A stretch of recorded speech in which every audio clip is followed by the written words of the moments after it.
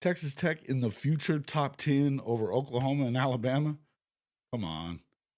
It's Big Monday on Rise and Shine College Football, and we're starting with the mess in Lubbock. The Big 12 may have to decide what happens with Texas Tech if they play Brendan Sorsby. And somehow, instead of letting the process play out, Tech officials and Cody Campbell just keep on talking.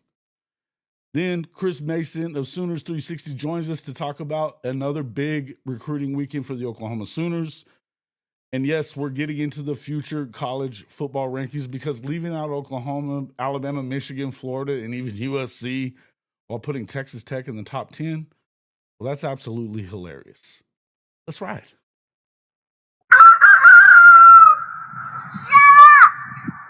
Little dumbass.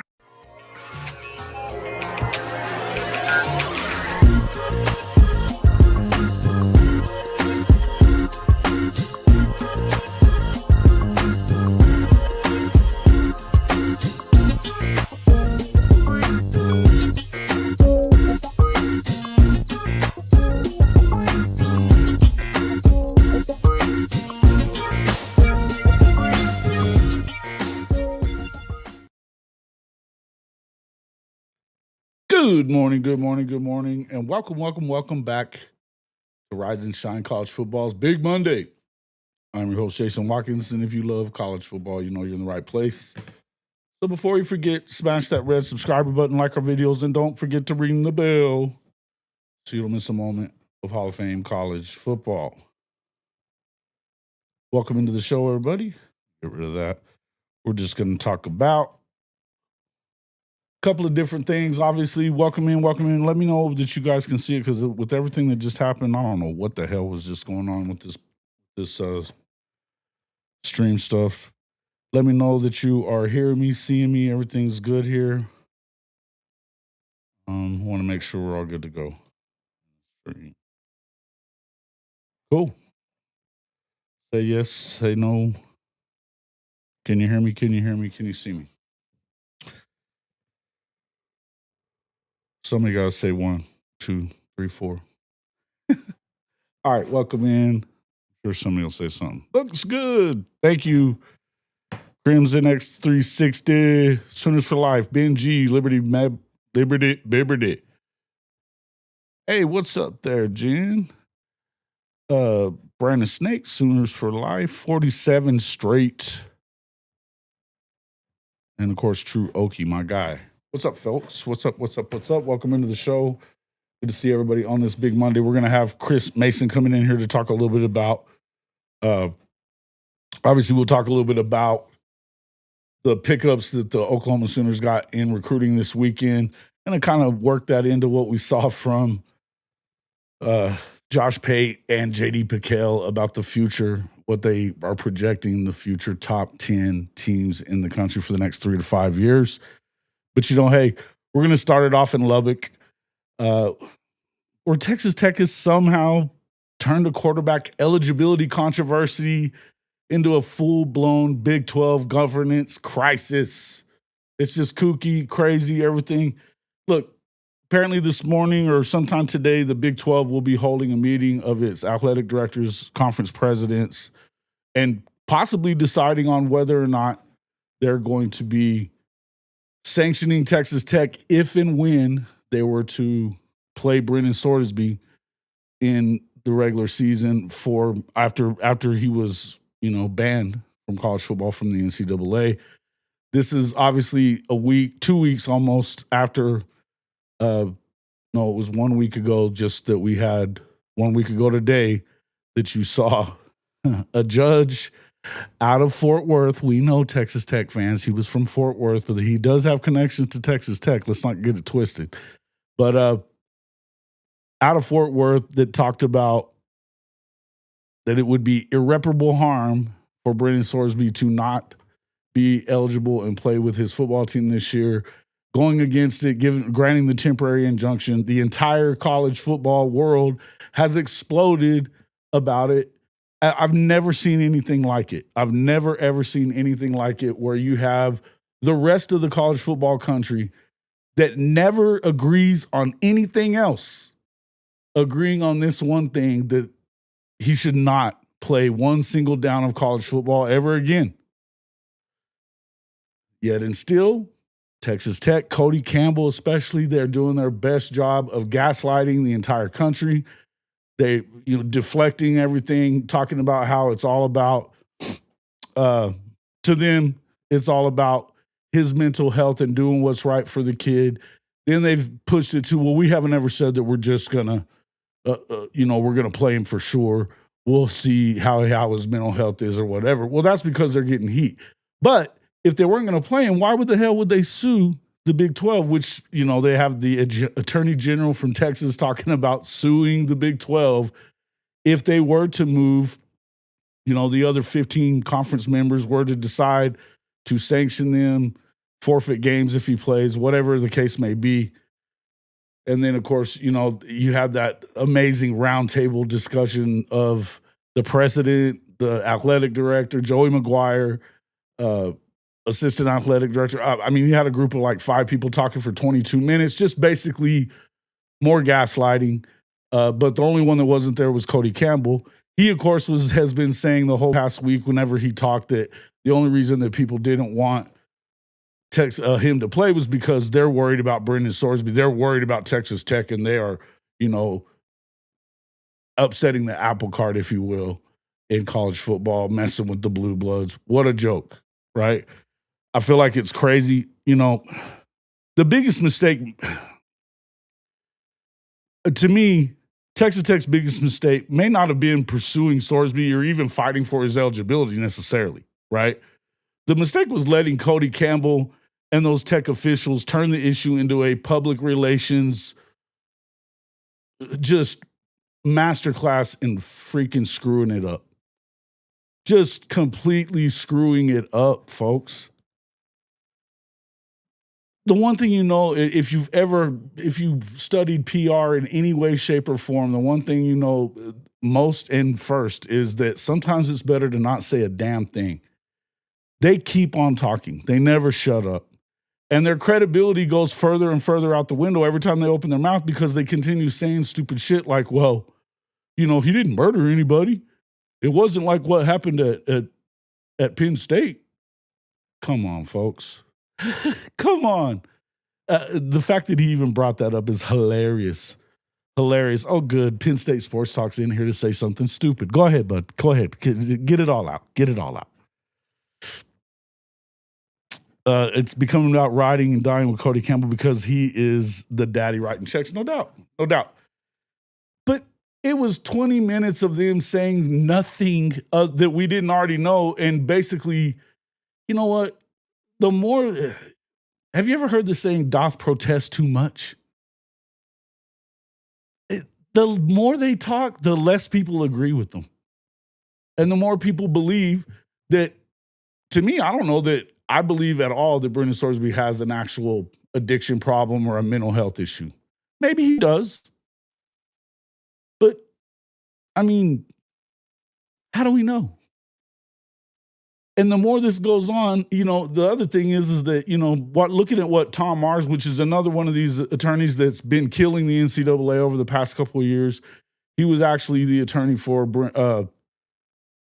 Trinidad Chambliss there in whenever I was there in Mississippi for his injunction hearing on his eligibility. He's been saying all week that basically there's nothing that the Big 12 or that Cody Campbell and Tech can do if the Big 12 moves to do this. And furthermore, if they do sue the Big 12, it's written in Texas law. I've seen it. It is written in the Texas law that courts in the state of Texas are not allowed to overrule private companies' decisions, especially if they're going by their own bylaws, which they are. If they are to move to do this, they would be going by their own bylaws. Well, then people say stupid stuff like, well, what about if, they haven't done anything yet. He hasn't played a single snap yet. Well, that doesn't matter. You're making sure that you're trying to make sure that he can. They're going to try to make sure that he can't. The second that you make him eligible and allow him to play, then they can move to sanction you. And if they don't, I would tell you that the CFP better get in line and do it next. Somebody has to make this go away. Somebody's got to make this go away. But Tech has made itself the story. They're the more that they talk, the more the focus shifts from Sorsby's quote situation or his mental health problem to the arrogance of the institution around him. If they play Sorsby, I mean, Tech may have limited choices in the matter. I heard people like John Kurtz last night was talking about, I wouldn't do anything if I'm the Big 12. This is a K-State fan, by the way, saying that he would just let it go because you don't need to have all this infighting between the conference. Listen, there's one side, which is Texas Tech, and the other 15 as far as what it sounds like. I thought it was crazy that you would say that as a fan of K-State. And even if you are a Big 12 homer, which he is, and he roots for the Big 12 and wants the Big 12 to survive, I don't even think this is about. I think that Big 12 survival depends on you getting this shit right. It is. And whatever Tech thinks that they've done, they've screwed up their chances. If there is, I think that when it comes time for them to, if they do decide to grow these conferences, the big conferences, bringing in some ACC schools, possibly some Big 12 schools into the SEC and Big 10, you think they want to deal with Texas Tech and their crap? I don't. I think it'd be crazy. Yeah, and that's the other thing about it. He's got one win in November in 3 years as a starter. Why would you even, that's the other thing. I've been saying this. I was talking the other day to Bishop, and I was like, I wonder how the Tech fans are going to act if he comes in and plays as bad as he has. What if they lose that Houston game? What if he's bad in it? Even if he's good, even if he's decent, and they lose that Houston game, the narrative will flip. The fans will lose their shit, and we'll find out how behind him they really are. But I don't think it's going to get to that. I really don't. I would tell you that I'd be surprised if he plays a single down for Texas Tech. Yeah, the stretch and temptation of college football do wonders for that addiction. Exactly.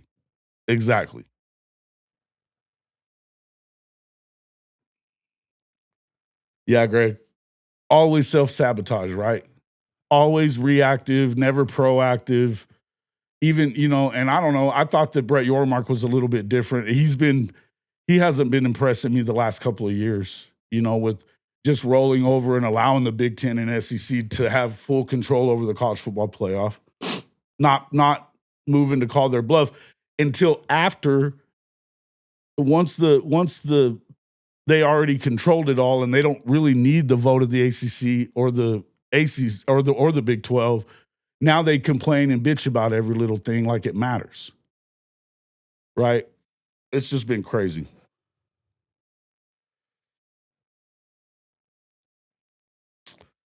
Maybe. Yeah. How do we know that LSU didn't just vet him a little better? How do we know that maybe they didn't already find that out? Because it's been said, people keep forgetting about this, but before it took him 3 weeks to make the decision to go to rehab after they had already sent the notice of allegations to Tech. This was all contrived. Yeah, it's Texas's fault. Yeah.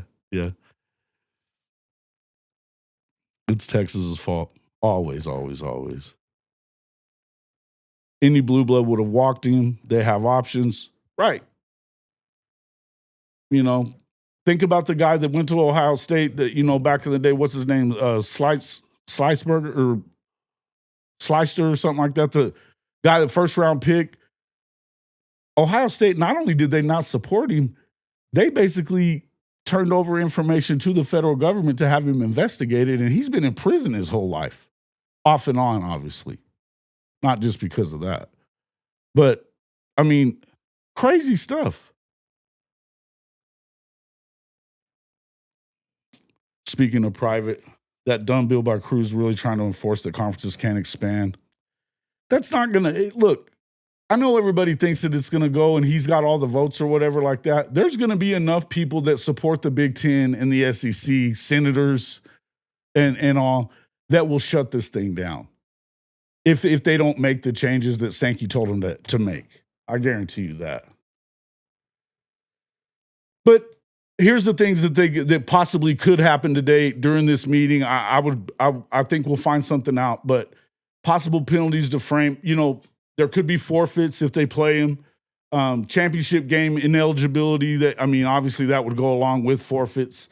Financial sanctions, they can certainly do that. Conference discipline tied to the bylaws. Scheduling or participation disputes from other members, that you've even heard other states saying that they would move to not allow him to play in their state. So those home games, and you heard the Oklahoma AG saying that he'll do anything he can to help if they decide to sue the Big 12, if Tech does. He's got to think about Oklahoma State in that deal. So something's going to happen. I think that what's most likely to happen is they're probably going to come to a vote and let them know what they think. And it may not be announced to us right away, but it's probably going to get to the point that it's untenable for Tech. And they're going to realize that they can't play this kid. They can't do it. Whether Hammond's ready or not, they can't do it. They need to play their backups, do whatever they got to do in that situation, and go from there. That's what I feel like will probably end up happening. This is one of those things that I don't feel like it's going away unless the Big 12 was just folds on this whole deal because they think that they're the only team that can go and do what needs to happen for the Big 12 to, quote, survive or whatever, which would be the worst decision ever. I just don't see it. Then again, they'll do it and blame it on Greg Sankey. You know what I mean? Who's to say? Oh, man. Just crazy stuff, though, man. Just crazy stuff. Well, it doesn't look like we got into the Facebook stuff. Kid isn't that good in the first place. This much hubbub over supposed talent, such as Sorsby, is mystifying. That's what I'm saying. And here's the deal. Listen, it's already backfiring so bad on Tech, right? This is not a good look for them. I think that they've ruined if they were to stop today or he was to stop today and leave and just decide, hey, you know what? He's got till the 22nd. He's still got 7 days to decide to go into the supplemental draft instead. If that was to happen, then maybe, this will all die down at some point. But the longer this goes on and the more people get involved in it, the worse this is going to get for Tech, and probably for him too. How many NFL franchises do you think want to deal with this shit? A kid that, he might sue us if we don't play him. You know what I mean?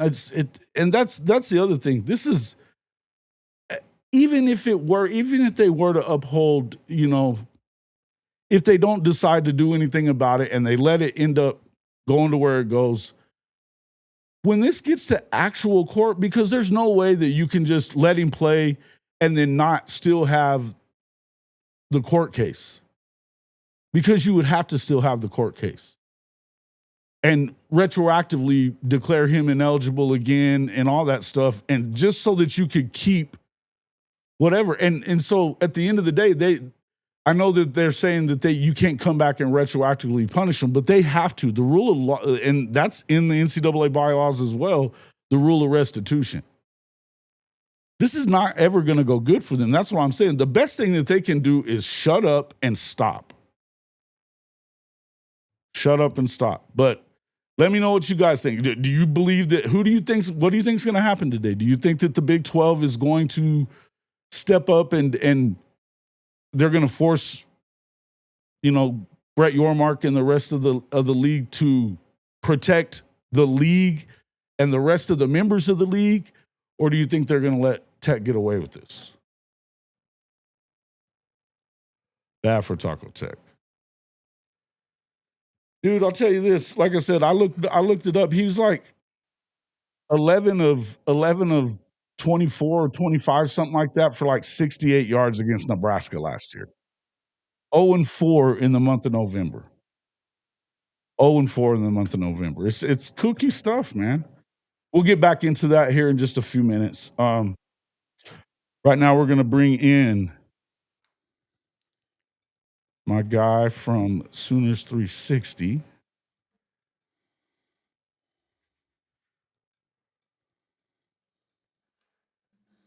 Mr. Mason. Chris Mason, Sooners 360. What's up, my guy? How are we doing, sir? Doing good. Busy weekend. Busy weekend. Man, we hadn't gotten a chance to really talk about too much of it yet, but obviously another big week for Oklahoma, bringing some other guys into the fold. Talk to us about what we saw there, and then we'll get into some of this talk about it's crazy to me because of where they're recruiting, where they've been recruiting, and the upward trajectory of Oklahoma, where that nobody's really paying much attention to that in the national media space and stuff like that. You've got guys like Josh Pate and J.D. PicKell that don't have them in their top 10 programs of the next 3 to 5 years, but they got Texas Tech in there, even with all the shit that's going on, right?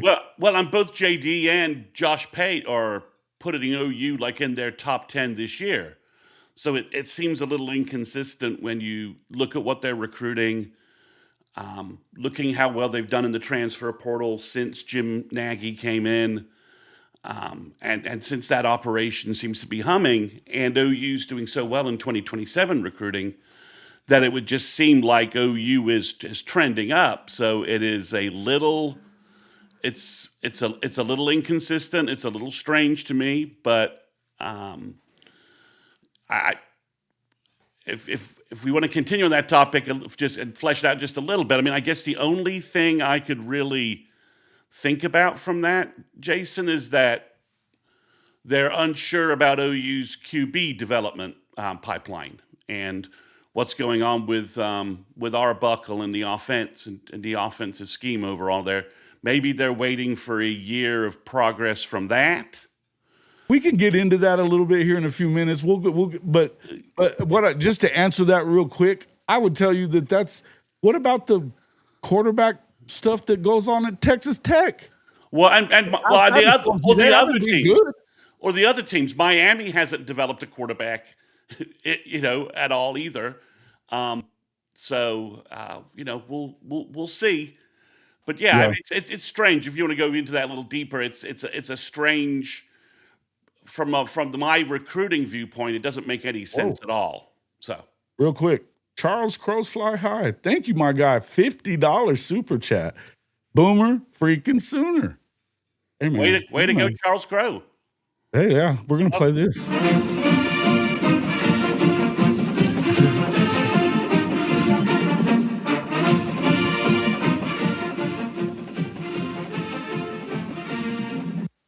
Nice. Well done. Thank you. Thank you, Charles. You are the man. Boomer freaking Sooner indeed. Thank you for the super chat, sir. Nice stuff. Nice. All right.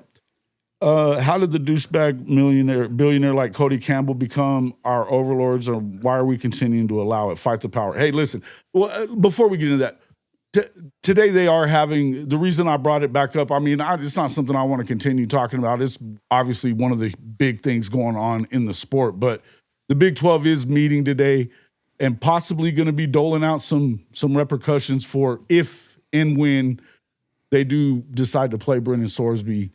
And obviously, it's been a shit show of PR, a PR nightmare if you're Texas Tech, but they just don't shut up. Well, you saw the Big 12 filed today, right, in Dallas.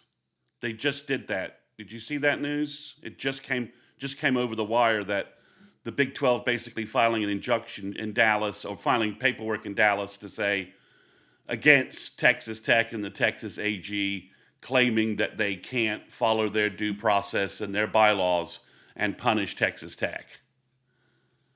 That just came over the wire.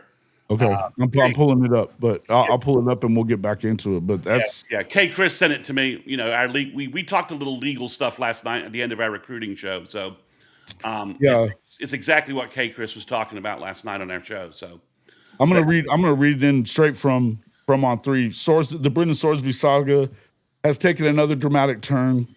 According to Ross Dellinger, the Big 12 filed a 47-page complaint Monday against Texas Tech. Texas Attorney General Ken Paxton and multiple university officials, all in an effort to preserve the conference's authority to sanction member institutions.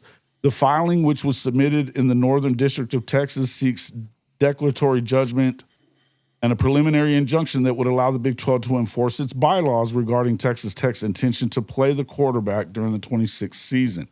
Notably, the conference is not seeking financial damages and is not attempting to overturn the Texas court ruling that granted Sorsby eligibility. Instead, they're asking a federal judge to allow the league to discipline Tech without interference from Paxton's office.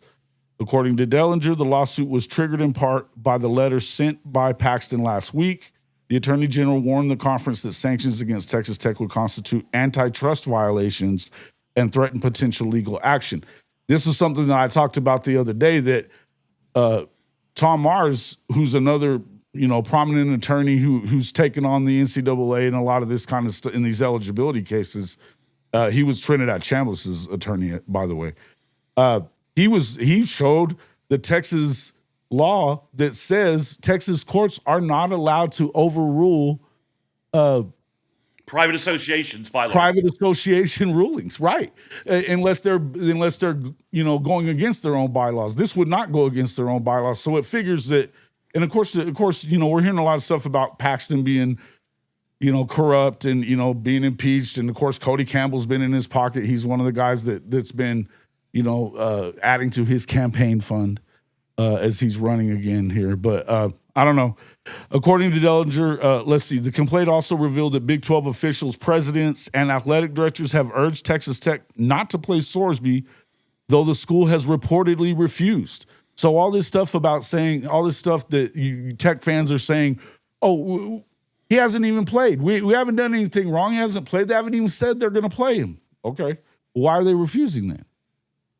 If a vote were to occur, however, the filing states some of the potential sanctions on the board could consider under the bylaws include monetary sanctions and or a ban on competing in the Big 12 championship game. Conference leaders were scheduled to meet Monday. However, a decision on sanctions is still not expected immediately. But there is a considerable concern that allowing Sorsby to compete could create reputational harm and irreparable damage to the public and member trust in the integrity of the league competitions, according to the filing. In an industry that rarely agrees on anything, there is finally an issue that everyone seems to agree on other than Texas Tech and the Attorney General. Universities should not field players who have bet on their own team's games in college athletics, the complaint states. Moreover, Sorsby was ruled permanently ineligible by the NCAA after admitting to wagering on Indiana football games during his time with the Hoosiers. Court documents indicate he made roughly $90,000 in impermissible wagers throughout his college career and even continued betting after transferring to Texas Tech. After the NCAA launched this investigation, Sorsby entered treatment, of course. The Big 12's complaint lists that Texas Tech University System Chancellor Brandon Creighton, President Lawrence Chovanec, Athletic Director Kirby Hoka, and Paxton as defendants. The threat that gambling poses to the integrity of athletic competition has been understood and has been borne out by scandal for over a century, the complaint reads. That history informs the conference's values and governance practices and explains why these values are non-negotiable. With the NCAA appeal still pending and the Big 12 now taking legal action against one of its own members, the Sorsby case continues to reshape the landscape of college athletics. Time will tell what the end game is, but it doesn't seem to be going away anytime soon. I think that this is one of those things that feels like, I was just saying, it feels like to me, Texas Tech they need to decide to punt, don't you think? Well, if you're the Big 12, and we were, Jason, I've talked about this offline a little bit, is the concern if you're the Big 12 has to be that the SEC and the Big 10 will use this as a lever point to break away. That they'll basically say, since the NCAA cannot enforce any rules, we need to break away and and create our own organization, our own sort of league with franchise rules, that are enforceable, right? The example I sort of threw out there is, the same way the NBA had the authority to basically force the Clippers to get rid of Donald Sterling, right? That what he was doing was so painful and so detrimental to the league that they had to do that. The same way the NFL basically forced the Daniel Snyder to sell the what was the Redskins. So Right. this is from a certain perspective. If you're viewing college football teams as franchises, which I think we all agree is probably the way they should be going with the CBA with their union. If you're the SEC and the Big Ten, maybe you didn't have the juice behind you from presidents and some chancellors of school systems, but this gives you the lever to do this, to say, well, and I'm not looking to pitch a fight here, but I'm just taking this to the extreme example. So if Texas Tech isn't going to follow this rule, what's to stop them from adding some semi-pro players in the middle of the season? Right. Well, and this goes to show that some of this, there's got to be collective bargaining of some kind to where you can get a handle on this, and we stop going to court over every little thing. It has to be. You've got to have some arbitration in the CBA. Absolutely. You and I talked about this offline to ad nauseum, but it's just, and maybe maybe if you're the Big 12, you don't want to get cut out of the Big 10 and the SEC having a CBA with their players and just going their own way and saying, Sure. look, we're just going to go out. I mean, since the NCAA can't enforce anything, we know we have to enforce something. We know we want a salary cap. We know we want a CBA, sure. and the rest of the NCAA doesn't want that. But we're reaching a frustration point and this is a clear example of this. We don't want to play a team that has a player that's like this. So from that perspective, I think the biggest thing here is I watched Brendan Sorsby play last year, a couple of games. The juice is not worth the squeeze here. It's just not. I mean, muddle through your 2 games with your backups against the bad opponents and get Will Hammond back and play your season. This is I've been saying the same thing. Like, Will Hammond I thought he was pretty damn good. He looked a lot better than what we saw out of Baron Morton last year. But you realize that as a passer, Baron Morton was only 1 spot behind Brendan Sorsby last year. Well, yeah, I don't understand what, this is the hill you're going to die on? This isn't Cam Newton.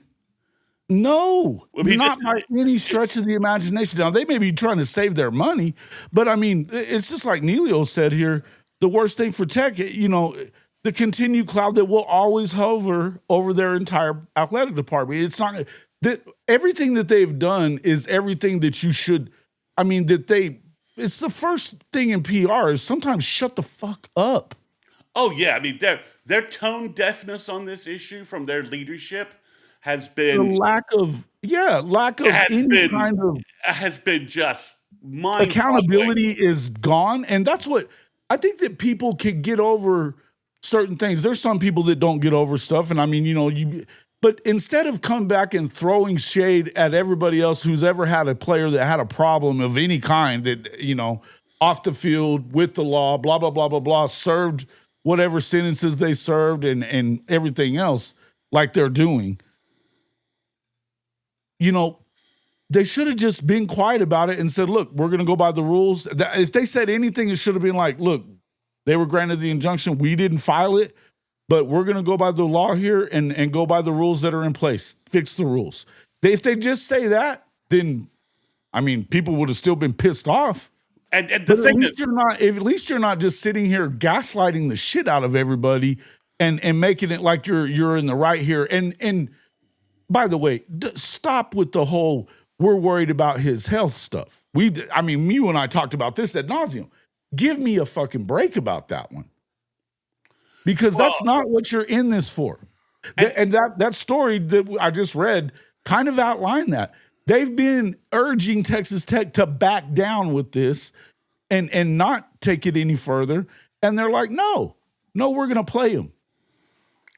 And the thing about it is, the one guy who I feel sorry for, but slightly don't feel sorry for, is Kirby Hocutt.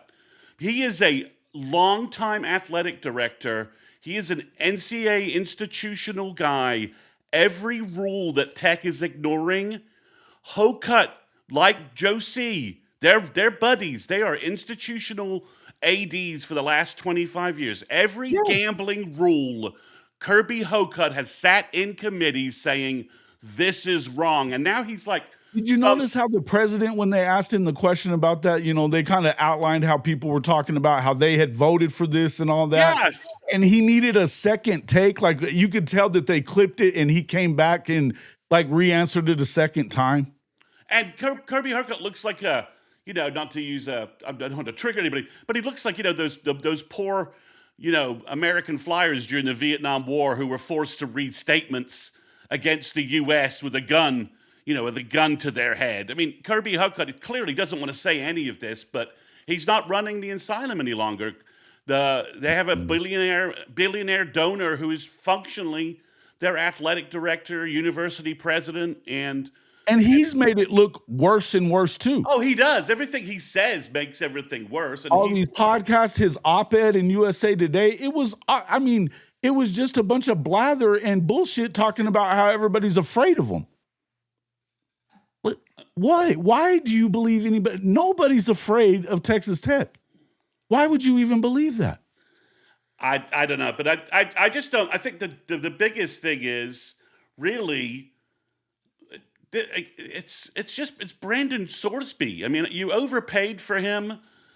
He's okay, maybe you think he's a great quarterback, but he's not established anything at all that would tell you that you're looking at a Cam Newton guy who can lead you to, and you don't have a bad schedule. You can get through this schedule with the other pieces you've picked up in the portal and some of the high school talent you're starting to accumulate. The Big 12 schedule is wide open. It's not like they're playing. And they have an easy schedule. It's and not they have like an easy version of it. The whole thing. Like, if you really believe in your roster and your coaching staff and everything else, hey man, you know what? This is the nature of the beast in the NIL and in the NFL too. Sometimes you pay for, you don't get what you pay for. Look at South Carolina, and this is a bad example, but just South Carolina, number one portal acquisition is a left tackle, I think, they thought was going to solidify their O-line. Blew his knee out or badly hurt his knee playing, a pickup basketball game. And now, I mean, they paid like $2-3 million for this kid. And now he may not play, and their offensive line looks like it's in disarray again. Shit happens to the acquisitions you pick up. Injuries happen to football teams. I mean, to look at the big, Texas A&M lost probably an All-American leader on their team during spring ball. Look at Tennessee's had to separate from their number one guy, Corey Coleman, that they picked up in the portal because of some weird, I don't know what's going on there, but they've suspended him, removed him from the team, and are moving forward. This happens all the time. This Tech just needs to move on. This isn't, there are hills you should die on. This is not one of them. No. And that's the point I'm trying to make, is that, like, look, and even if what Ben G's talking about, if it wouldn't matter if it was Vince Young or Jackson Arnold or whoever it may be, you can't do this. This is the wrong fight. It's the wrong hill to die on. You know what? There's a lot of things that you can say they've got wrong for a long time, and you'd be right. And they're, the NCAA being not having consistency on its rulings. I'm with you on all of that. There's rarely a time that you'd hear me arguing for the NCAA. In this case, the only thing that you can do is find a way to get them to get this guy off the field, to not allow him on it. Because if you don't, and for the sake of Texas Tech itself, I'm going to say this as somebody who covered the Big 12 for an awful long time as a reporter, don't do it. I covered Texas Tech for 7 years at different newspapers. You're a scrappy underdog story that was getting national attention. You don't jump from that to being Darth Vader. I mean, you don't. You had a brand and you had a story. Stick with it. Yeah, and you Yeah. were making progress. Your recruiting class is good. You've picked up some good players. I don't think Sure. No, they're still ranked in the top 5 right now of recruiting. I don't think they'll stay there, and I think I they're don't going know. to lose. I think they're going to lose a couple of kids, just because, just the nature of recruiting. Everybody does. That's how it goes. But you've got a chance to. You've got a chance to again. And if you had taken the high ground instead of being a pariah, people would be lauding you, despite the fact you're paying NIL money. Oh, There are limits to listen, Texas. There are limits to if what they Texas did, Tech. if they'd have just said no, We and feel they'd have told him up, we if they'd have told him up front that, you know what, you can do that, but we're not gonna have you play for us. We'll support you. We'll even pay you whatever. You're not gonna play for us. I would stop with this injunction. You're not gonna play. If they'd have done that or pushed him towards the NFL, whatever, and then you could have sat back and been like, whatever happens, it's not our fault, right? Yeah. And we did the right thing here because we care about the sport, about the health of the sport, and the public confidence in the outcomes of this sport more than we care about ourselves necessarily winning this year. We believe that he would have helped us, and we've got an injured quarterback that we would have played otherwise. But we can't do this. This is about more than just winning football games, and it is about more than just winning football games. Yeah, And all this talk about everybody else in the country would have done this, that's not true. no. That's not true. Other people haven't done this. Iowa Yeah, what was the guy's name from Ohio State? Slisinger, or whatever. Iowa State, and No, Iowa. Ohio State back in the day, way back in the day when the gambler got Art Schlichter, I think it was. his name. Sleetster. That's right. That's right. Way back. And then you've got everybody. I mean, this has been an established. I mean, everyone acts like, just apps and all that. That all now gambling's a problem. It hasn't. I mean, Look at Hunter Deckers. well, I mean, and go way back. We've had gambling scandals, mostly in hoops, to be honest, but it still fits. Slightly easier to shave points in basketball than football, just because of your control of the game and from that aspect. So overall, I just don't. I don't know what understand. I don't understand why Tech is dying on this hill. I don't understand. I think Cody Campbell's dug in with how much he paid Sorsby, and nobody else in Texas Tech has the authority or the stones to say, shut up. They don't want to lose their T. Boone Pickens, right? Shut up, sit down, and Kirby Hocutt needs to say, shut up. Not only is he their big booster, he's also the president of the board. Yeah, exactly. But Kobe Hocutt. I mean, they've given him more power than the president of the university has. If I was Kirby Hocutt, I'd resign tomorrow. Oh man, me too. And I'd Matador, say. the judges from Fort Worth. Yes, we know that. The first judge recused himself because he didn't want to screw up his deal. But I'm going to tell you this. Don't act like this guy doesn't have connections to Texas Tech, because he does. And it doesn't matter where he's from. This is a bad decision on his part. I've been attacked by almost everybody. I mean, facts matter, he says. Come on, bro. Facts do matter. The facts are, yes, he went to Houston and UT. We know that. But he also has connections to Texas Tech in his family. Well, I think it's a daughter of his went to Texas Tech. This is dig up whatever judge you want. Whatever the judge made a terrible ruling, and he exposed his ruling a little bit by imposing a 2-game suspension, according to our top legal mind on our podcast, on our live stream trio. So sure.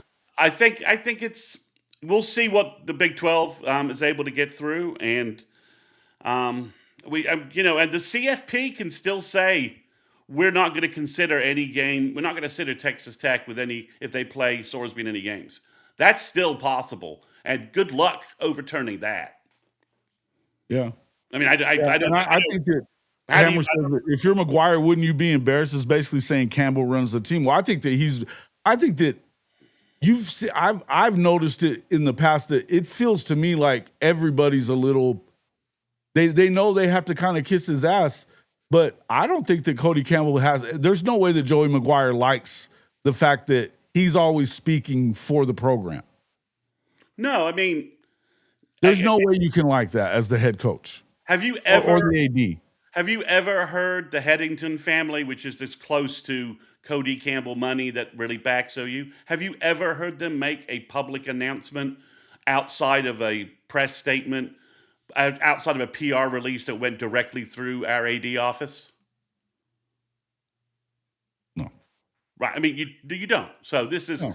And I mean, it would be one thing if there's a lot of billionaires that are boosters for Oklahoma. And they're not, and they've got their certain levels of power. We all know that. Yeah, but they don't but show their ass public, like and they don't talk about it. Yeah. And the other embarrassing thing is this is a state school. What are you doing? If this was Baylor, I'd be like, all right, maybe I can understand this. No. It's a private institution. If it's a private institution, I'd be like, all right, okay, all right. You're not a land grant state university with tax funds or whatever, as part of all this. So okay, right. All right, okay. But this is a state school. This is ridiculous. Yeah. That you have. I just feel like in the end, before this is all said and done, I would tell you I'll be blown away if the kid ever makes it onto the field. In fact, I'd be surprised if they don't push him to the NFL in the next couple of weeks. Within the next week. I think they kind of have to. You've got to cut your losses here. And this is so serious an issue. I'm not sure what the NFL is going to do with him. I mean, really, the NFL has clearly stated the supplemental draft is not a process for you to avoid NCAA penalties. The NFL will review what you've done and issue something. So I think the NFL's like, go to a real rehab process, come back to us in a year. I can see the NFL saying that. We don't want you anywhere near our product until you're sober 365 days. Show us a 1-year chip. Yeah, and that's the one thing. He could have, you know what? This is something that I've seen this around different places. Brendan Sorsby could have really made himself, he could have made it clear that he cares more or cares about anybody but himself by putting a stop to this himself before. Obviously, he wants to keep his money, but he could have just said, look, I'm going to go ahead and go. This is not going to work. This isn't working out. Because here's the thing. He's in a hopeless situation, too. He's going to have to play like, vintage Tom Brady here for this to work out for him. And it still won't work out for him. No matter what happens, this is going to look bad on him from here on out. But if he doesn't play very well, if they did play him and he plays like shit, and again, I'll remind everybody that he's 1-11 in November. And he had 60 yards against a shitty Nebraska team that they lost to last year. I get that your quarterback was hurt. Texas Tech is acting like you don't lose players in the offseason for strange reasons. And that impacts the football team. It freaking happens. OU could have found itself in a situation of something off-season had happened to John Mateer, in a weird way or something. And OU would be faced in the same boat. I know you would have to roll forward with whatever we have at quarterback. Well, that's the other thing. There's people talking about and we should bring this up, but the Texas players that supposedly that are anonymous players, but there's some people are saying one of them might have been Arch Manning, but they're talking about them gambling but it should be noted that if they were gambling, it was small amounts that they found out about it. There was one of the players did leave, but none of the bets were on Texas or football at all. I again, So we're talking about, and then they bring up John Mateer for Oklahoma, acting like that. I mean, I've heard this in my comment section in the last few days. Stop it. Stop it. Those were John Mateer, that was a stupid joke, and it was stupid. Make no mistake. But they investigated John Mateer. I cleared him. The NCAA and cleared him. This is admitted $90,000 worth and betting on your own team. It's not the same thing as either situation. Yeah, it's I don't know. So you want to Anyway, let's move on. Let's move on from it. We'll come back to some of this stuff. At the end of the day, I feel like it's crazy to think that this is a program on the rise and will continue to be on the rise because of this kind of stuff right here. Just because you've got a guy that's willing to cough up cash, look, it's clear what the culture is there. And that's not going to cut it with anybody. This is the one time. When is the last time you ever saw the entire rest of the country of college football that agreed on everything, that agreed on one thing? Never. Not even like Reggie Bush having a free house and all that shit, right? No. And because I didn't agree with any of that. And that was clearly against the rules at the time, right? It was it clear, was. and a USC coach was. I would tell you that Oklahoma wouldn't have had Adrian Peterson and a lot of other guys if there wasn't some money being put under the table somewhere. Well, again, we're not throwing shade here. This is the way the world works, but Not even rules get broken, and then there's this rule. But there's never been a time that everybody in the country, aside from, of course, Tech and this AG or whatever, that have said no. Not even like the Adidas money basketball scandal crap, right?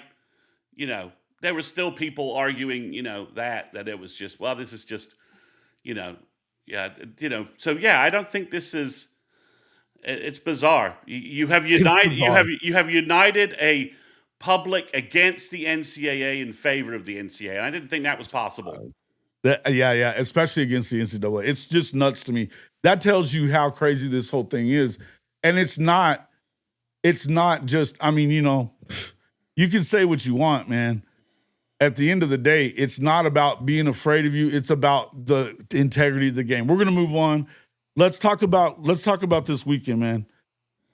Obviously, you did a show last night on the Sooner Intel with K. Chris, but talk about the weekend that Oklahoma had and the offseason and recruiting season that OU is having this year. Obviously, trending towards at least top 5 recruiting class, it would sound like to me, but you could end up in the top two. But what do you talk about this weekend? Yeah, they had a second big official visit weekend, but OU has so many verbal commits, so there were more verbal commits there than uncommitted guys. But there are 5 guys that were uncommitted that visited. Jackson Lawler from Amarillo, Texas, offensive lineman, plays defensive tackle right now. Primarily, OU is going to move him to offensive line. He earned an offer at OU's summer camp event, one of the summer camp events. He verbally committed on Sunday. They also brought in Milan Green, a wide receiver from St. Louis, who also picked up a scholarship offer or an offer by coming into the OU camp event, just dominated. And he verbally committed. So OU replaced one of the wide receiver spots they lost last week when Damari Dezern and Trevon Hall decommitted. So they added back another wide receiver. He's very similar to Damari Dezern in terms of skill set and talent level. There's no junior film on him because he was ineligible because of a Missouri high school eligibility rule. He changed schools, so he couldn't play as a junior. So there are teams that follow rules, and rules and consequences do exist for some people to get that dig in. But his sophomore film, Jason's, is excellent. He's a serious speed guy. He was at an Under Armour event, according to Brandon Drum, who did a podcast yesterday, and said that at that event he was laser timed at 4.37. So he's routinely under 4.4. When you watch him on film, some guys who runs 4.3s don't look that fast in pads. This kid is fast in pads. So he's also a good special teams returner guy. So that's the two pickups, and then they got three guys coming out of the weekend who we're still waiting on answers for. The first one is Case Alexander, the linebacker from Washington, Oklahoma. OU legacy. His dad was Steven Alexander, and if you're Yeah. not old enough to remember, Steven Alexander was an old Big 12 tight end on some really bad Blake teams. If he had been a Bob Stoops on a Bob Stoops team, he would have been an All-American tight end, quite probably. He was that talented. He was just on bad Gibbs teams that were on probation, not on TV. That whole nonsense back in the early '90s for OU. So his brother is Cooper Alexander, who's a tight end who's followed the 30 players from Iowa State to Penn State. So it's down to Penn State and Oklahoma. It looked like Penn State had the lead because of the brother connection. I'd say it's 50-50 right now, generally speaking. I think OU, with the last official visit, might win this recruiting battle. I got a source saying that they think OU's going to win this. It's still kind of up in the air. But he's a four-star linebacker, top 150 player in the country by rivals. He would, if you added him to Cooper Witten and Tevin Epps, that's arguably the best linebacker class in the country. And then they've got two DBs that they're tracking. The first is Trenton Blaylock, who is Torrey Blaylock's brother. He's 6'2", 170, 180 pounds. He runs a 4. He has a 10.43 100-meter time confirmed, and he has routinely timed under 4.4 laser at camp events. And I got a clip of him where you could just see his in-game speed and see that it's legit. And he's probably going to decide the next day or two. I would say I think that's leaning OU's way. Texas really wants him. Ben G, who's been in here, he and I have been having that discussion on Recruit Intel over the last couple of weeks. Texas really likes him. And Vanderbilt, which seems like, you're like, well, what about Vandy? Well, Vandy's got some cachet in recruiting, and they do a good job evaluating players, as we see. So when you're talking about Vandy, it's not just, that's not a throwaway that it would be, or a joke as it would be 4 or 5 years ago. And then the last guy is Jaden Fields. He's from Hutto, Texas. OU wants him at safety. He's 6'1", 200 pounds. He has 4.4 laser times or under at camp events. His film's really good. Brandon Hall badly wants him at safety. And Brandon Hall and safety recruiting is kind of, you don't second guess that at this point, not with the guys that he's been producing. So from that aspect, so he's got to go to TCU before he'll decide. And those are the 5 guys that were on campus. Obviously, OU had a bunch of commitments on campus. From that perspective, they had Cooper Hackett, Caden Penny, Keldred Ben, Luke Wilson. So they had a bunch of guys. So the big thing coming out of this is that OU's picked up a 6 offensive lineman to make it a big O-line class for the Sooners. And they've replaced, I think, basically done a 1-for-1 replacement at wide receiver by picking up this Milan Green guy, who I think with senior film will be a 4-star by most of the services. He's that talented. He's just a shade under 5'11". He's 180 pounds. And he, like I said, he runs a 4.37 and maybe faster than that sometimes. But OU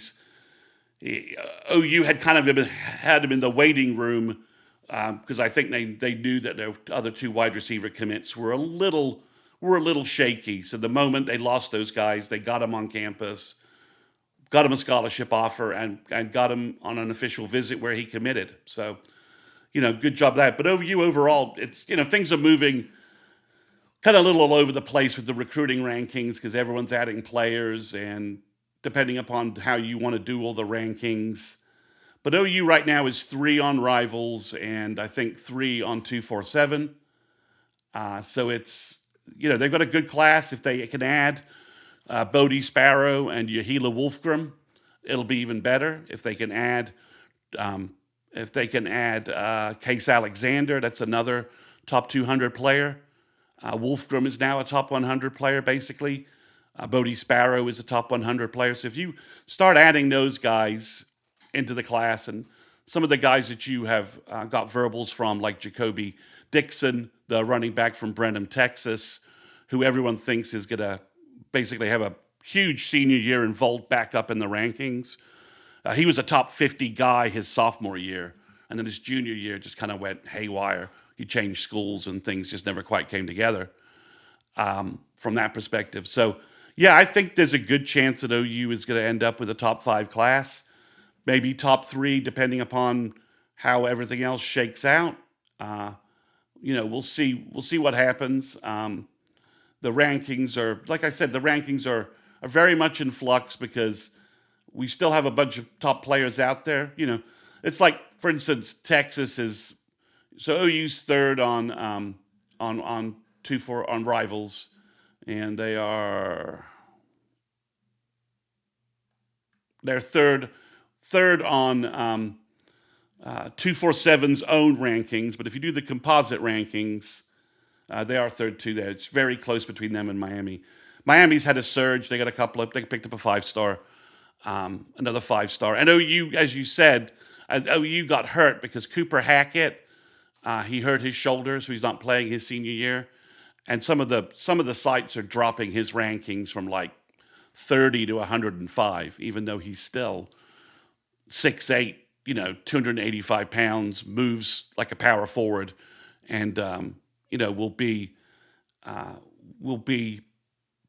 an elite offensive tackle in the college game. So he's still a 5-star. I just don't know why that is.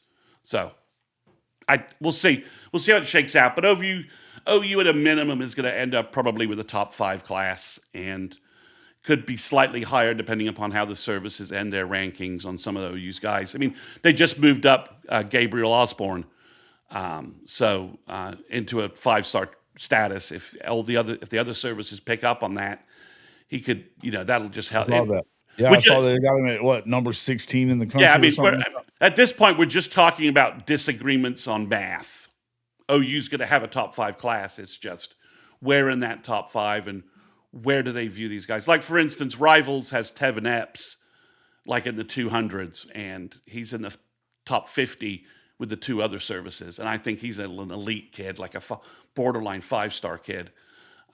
Same thing with Cooper Witten. They've dropped him a little bit, and I think he's really more a 5-star kind of kid as well. So, we're talking about a lot of these guys. It seems like they've been kind of fluctuating back and forth between 4 and 5-star, depending on which ones they are. But like you said, on 247, Oklahoma's been number 1 because a lot of those guys are 5-stars, right? Yeah, I mean, like Seneca Driver is a 5-star. It doesn't really matter how they rank once they sign, like Dave said. It doesn't really matter. Yeah, I mean, Seneca Driver, if you watch his film, he's the number 1 or 2 tight end in the country. The other guy's Ahmad Hudson, who's going to LSU, and Colby's right. Texas could face this. Their number 1 kid they're probably going to pick up is Meredith, John Meredith, a cornerback from the Dallas area, who's really good. Yep. But he just got declared ineligible if he doesn't play. No, I saw that. He's the kid that, and he's going to. I think he was at the same place that Samuel Mosigo came from, right? Cali County or something or Crowley, North Crowley or something. He's at Crowley. I think Samuel Mosigo was somewhere else, but Crowley is big time.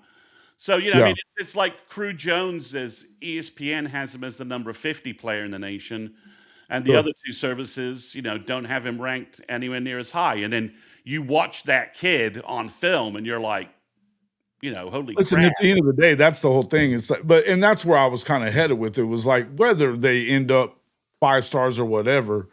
I mean, you start looking at some of these guys between Penny and, like you said, you've got these linemen that are there.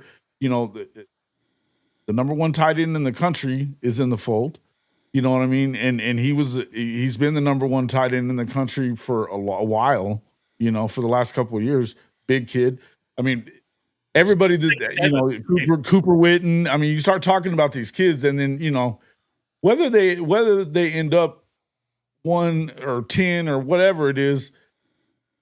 I mean, I think that we've seen, and we've talked about this in the past, that we don't know. We're not sure where they're going to end up ranked. And maybe the rankings drop and some of that other stuff. But is this one of those things that kind of shows that, in my opinion, it is, but is it to you? Does this show that this is why that Oklahoma is for real in this right. They're going at Right, this right. Yeah, seriously, I right? mean, you've got 12 guys that have a top 100 ranking out of their verbal commitments. I mean, from one service, okay, at least one service, and Sure, you're not, sure. and you're On not, top of that, you've got the evaluations of an yeah. NFL staff And of the other, but the other point, when you're getting guys like Cooper Hackett, when you're getting guys like Taven Epps, who Texas wanted, USC wanted, Miami sure. wanted, when you're getting Keldred Ben, who Miami, Oregon, Texas all wanted, OU is not broke. OU is not spending an NIL. This whole imaginary story that OU is like some sister of the poor in recruiting is it's Except that when they came out with those on three money ranking and what they've spent over the yeah. last however long that was, Oklahoma was number 3, weren't they? Well, they were certainly in the top 5. They're certainly Yeah. in the top 10. So it's just funny from that perspective, Jason. But I like again. Um, well, Colby. Some stars That's go. what we're trying to say right now. We're saying. I'm telling you that I've watched all the film. I've watched the film of lots of guys. Do stars matter? They don't. They don't unmatter. But when you see players like when you see Taylor Wine, let's have a stars discussion with Texas real Sure. quick.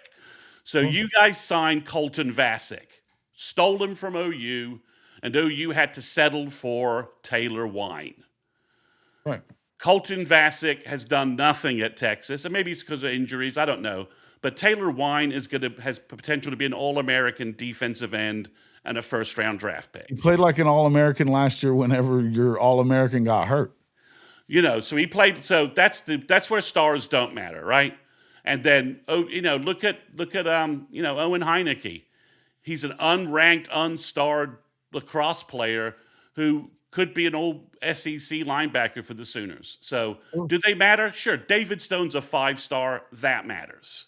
Sure. Michael Fasusi's a 5-star. Yes, that matters. Does it matter? Peyton Bowen. Peyton Same Bowen's thing. a 5-star. That matters. Sure. But does it always matter? Is it always the way you can project, who's where? No. But, the services are going to have OU is probably a top 5, top 10 class, right? Some of the guys that they have commitments from, the services they're just wrong on. I watch Michael Davis's tape, and I know he should be a top 300, top 200 guy with the way he plays football. And he's going to be an absolute alpha for OU. And he's going to be great. So, same thing with Crew Jones. 2 of the services don't have Crew Jones ranked very highly. ESPN does. But I watch Crew Jones, all of his film, every camp event he's at. He's ragdolling top 100 offensive tackles left and right. Just like Jake Krull last year, who Rivals thought was like a top 200 player. ESPN said he's a 5-star. And now he's on OU's campus, and everything we hear from our sources says he looks like a 5-star. So Right.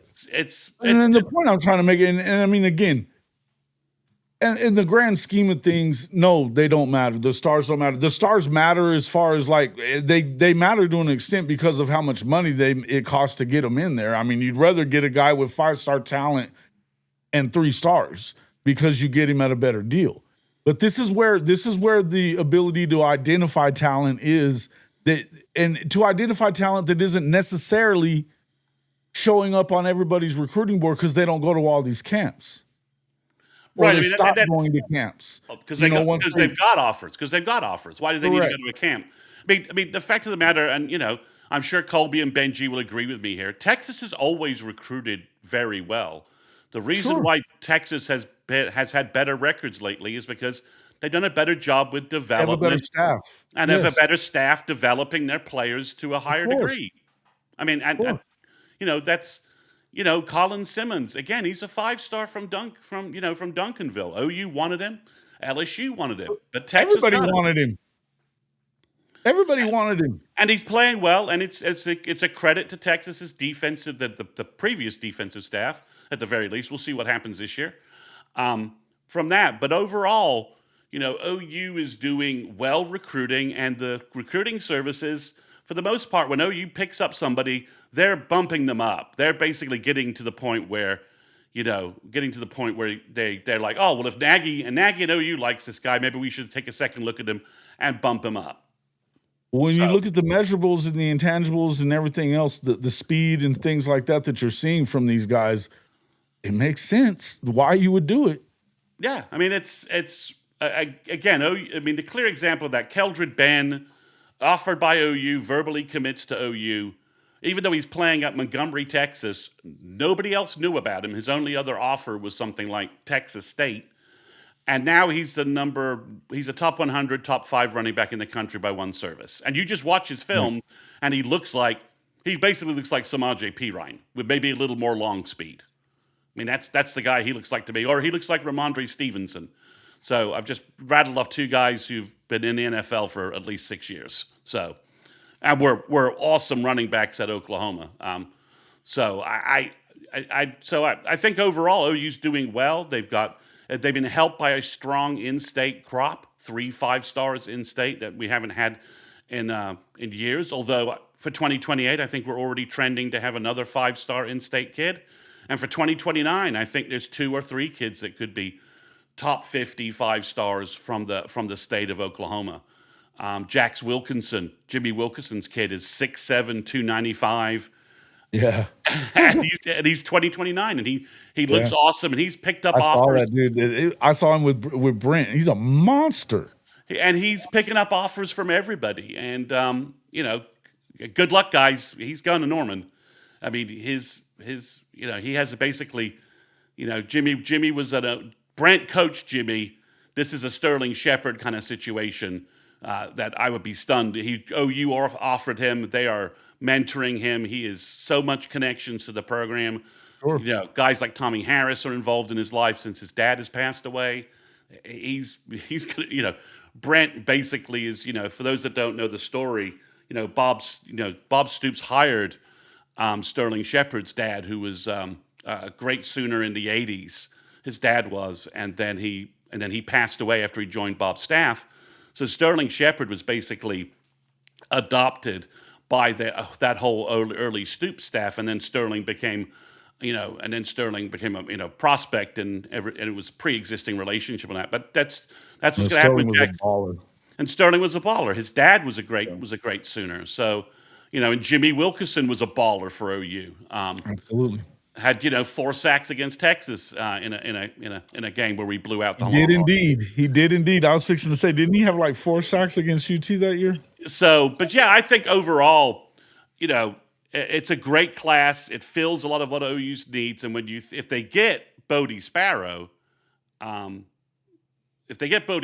basically, Jason, going to have like an alpha top 100 guy at every level of their defense. Yeah. So maybe 2 defensive ends that fit that category, 2 linebackers that fit that category, a cornerback that fits that category, and a safety. So basically, alphas, leaders, culture guys that all fit what OU wants to do. So, and then you're talking about OU having the worst tight end room in the SEC. It would have been the worst tight end room in the Big 12 or the ACC or the Big 10.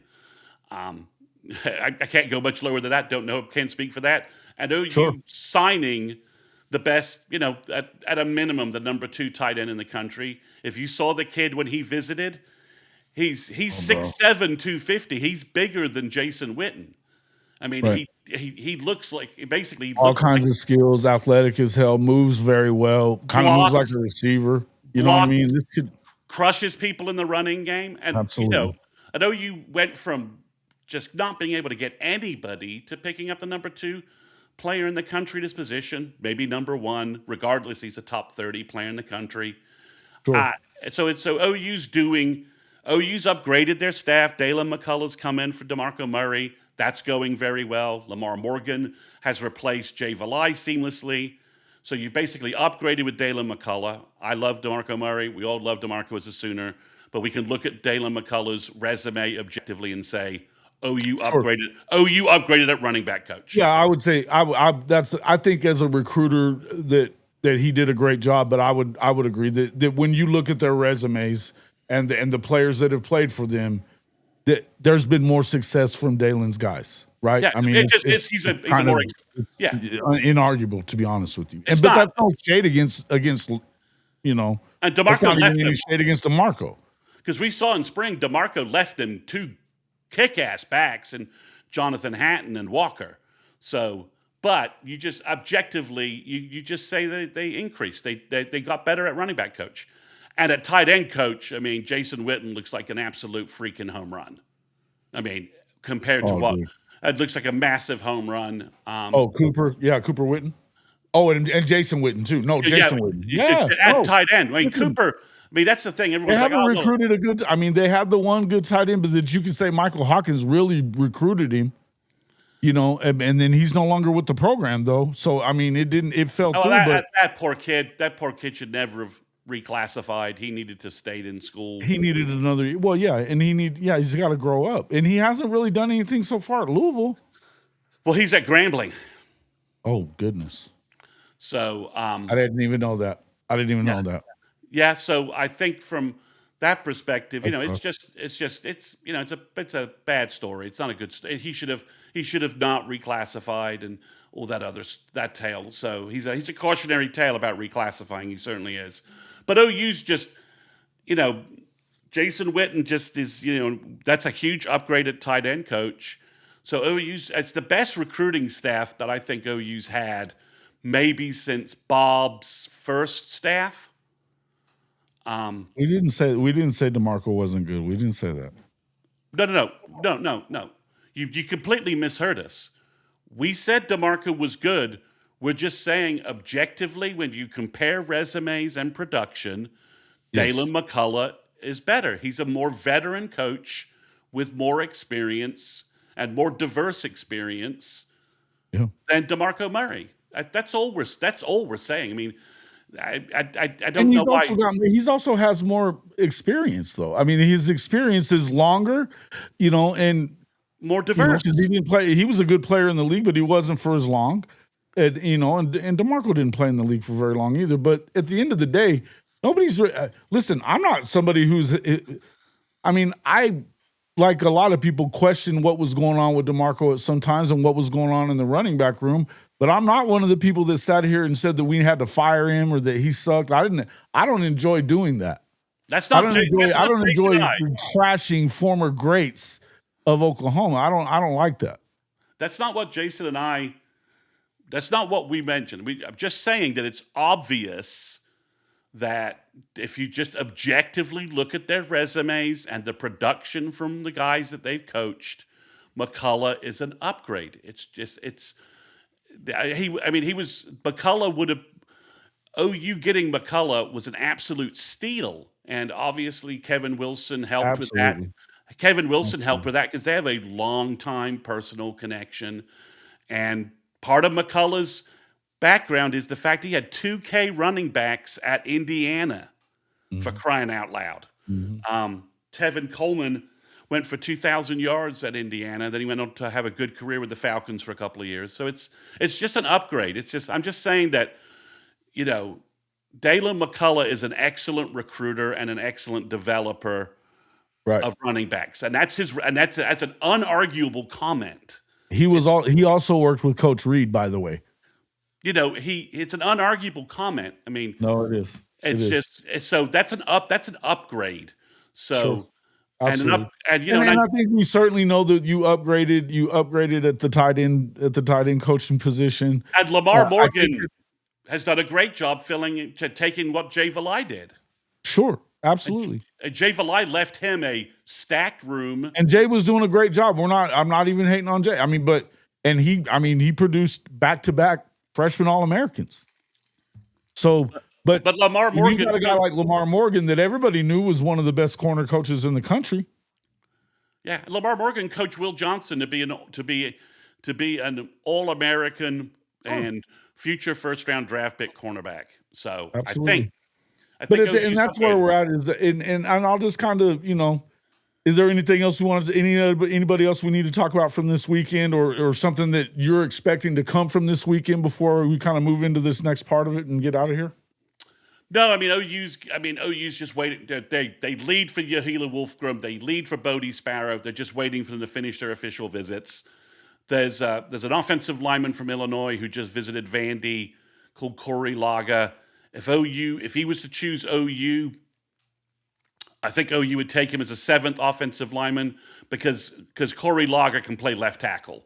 The guy they just got, Jackson Lawler, is a center or a guard. So I got one clip for you on Jackson Lawler for you. Okay, just a short clip that will just show you how athletic this kid is. Okay. If you could just tee that up, it's just 10 seconds. This is during his OSU visit.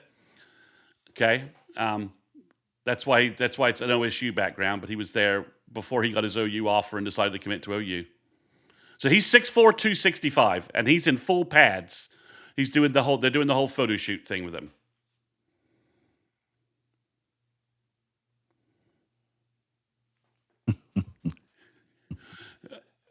That's pretty damn impressive for a 6'4", 270-pound kid. I'll take it. You know, to do in full gear to do a backflip, standing backflip. So he's there's a lot of potential with him. So we'll see which way he goes, but it's a nice pickup, and I love 6 offensive linemen. I love 6 offensive linemen. Restacking that offensive line room. Jim Nagy does not want to. OU's going to continue signing offensive linemen.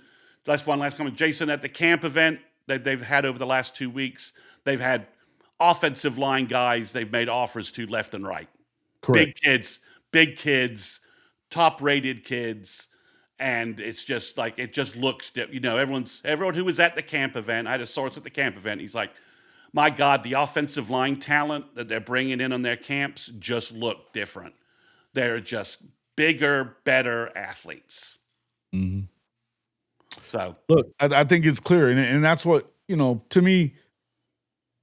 I think that you're starting to see, and we've talked about this a lot in the past, that the way that they're doing things with the general manager position, having a true scouting staff, and obviously it's not like you had a problem recruiting before, but this is a better way of and a more, to me, it seems like everything's going a lot smoother. You've got multiple people that are working on these kids. So as far as they're identifying them and recruiting them. And then when you get the coaching staff involved in it, it just seems to be a lot more smooth in getting some of these guys in there. You're identifying guys that fit the culture, not just athletes, and they want to be at Oklahoma. That's why I'm just going to pull this up here. Blaylock just committed. Boom. Do you want his film? Please. I've got it handy. Do it. Okay. Let me pull it up. And there's a clip in here where it's just unreal, his speed. Oh, dude. Well, and again, we know what kind of player Torrey is, and we're excited about what he's going to be as well. And you know what you're getting, right? Work ethic and everything else. I mean, the kid, absolutely. His brother is, his brother was a warrior last year. We certainly have given him enough credit. Guys, he's committed. It's on Twitter. The Hayes Fawcett's posted the graphic. You see that play right there. He's sticky. He's got good speed. You see him come up here, just flatten that wide receiver in the flat, RB in the flat. He's a good athlete. He kind of reminds you a little bit with attitude-wise. He seems an awful lot like. And causes the fumble there, punched the ball out, did the Peanut Tillman punch. Cortland Guillory's type. He's not afraid to run with you. You see how sticky he is there? Looks back for the ball, pass deflection. He's 6'1", 6'2", and again, he has legit sub 4.4 speed. Comes up to this play, blows it up, nearly gets the interception. Their tackle gets the defensive tackle gets the interception instead. He's just sticky. Look at him on this slant play. He just blows it up. He's getting, he's really good, and there's a lot of ceiling here, a lot of runway for him to get better. So, but he's extremely athletic. So he's really athletic. It's a big pickup. It's a good pickup for the Sooners. He's underrated in my opinion, just like his brother was. Yeah, I mean, he's got legit speed. And there's a play coming up, I'll show you guys, where you could just see it. If I've got the controls to rewind it, I will. But you could just see him lined up here. See, he blows up this play right here. He's physical. He just does it. He's got the skills at cornerback, and we have cornerback coaches to take advantage of it. Overall, but he has a good. He had a good year. He's got A&M offers. A&M wanted him. Texas wanted him. He's got a good set of offers. He's got some development to do. Okay, here's the play. Watch this. The running back flies out to the left. So he's about 10 yards behind him. Look how fast he erases that. I mean, he erases basically a 10-yard gap. Do I have control of that? I think I do. Let's go back. So watch. Watch the running back get ahead of him. Right. So right here, he's still moving. Trent's still trying to adjust to it. He's on the opposite side of the field, and the running back has been running downhill already for 5 or 10 yards, right? From about right here, okay? And Trenton's just getting used to what's going on. So he's at least 5 yards behind this guy. And this running back should house this play. He's in full motion, and Trenton's just now trying to catch up. And just watch how fast he erased. That's a touchdown. That's a touchdown. If he doesn't do that, that's a long touchdown run by the running back. This play, it's not, I don't know why I said it's highlight reel. He smacks the wide receiver, so he's physical. So this is a good play. This is a punt coverage play. You see him flying downfield. You see his speed. You see him tracking, and you see him tackling that guy. That's a special teams play that he could do from day one, helping the Sooners. This play is like a 3rd and 10 or something like that, 3rd and 20. And his speed is ridiculous. Did you see that speed play, Jason? Yeah, dude. Jesus. I mean, that's legit game speed, difference making game speed. Yeah. So, that's Torrey, that's Trenton Blaylock. I'm only going to call him Torrey 100 times, just like I'm going to be calling Cooper Witten Jason Witten every time he makes a tackle. It's just going to be one of those He's things. A stud, man. He's a stud. So and that's this. I mean, this comes to, we know the gear that Torrey has too. So yeah, he has another gear for sure. Absolutely. And we know Derek is training those kids. Yes. And isn't he already up to 217 or something like that? Torrey is, yeah. He's gonna. I mean, that's the spring. We talked about that on Sooner Intel. That's going to be the interesting thing, is to be once we see Torrey and X-Rob, with some of the new running stuff we're doing and all that. So, but that's Trenton Blaylock.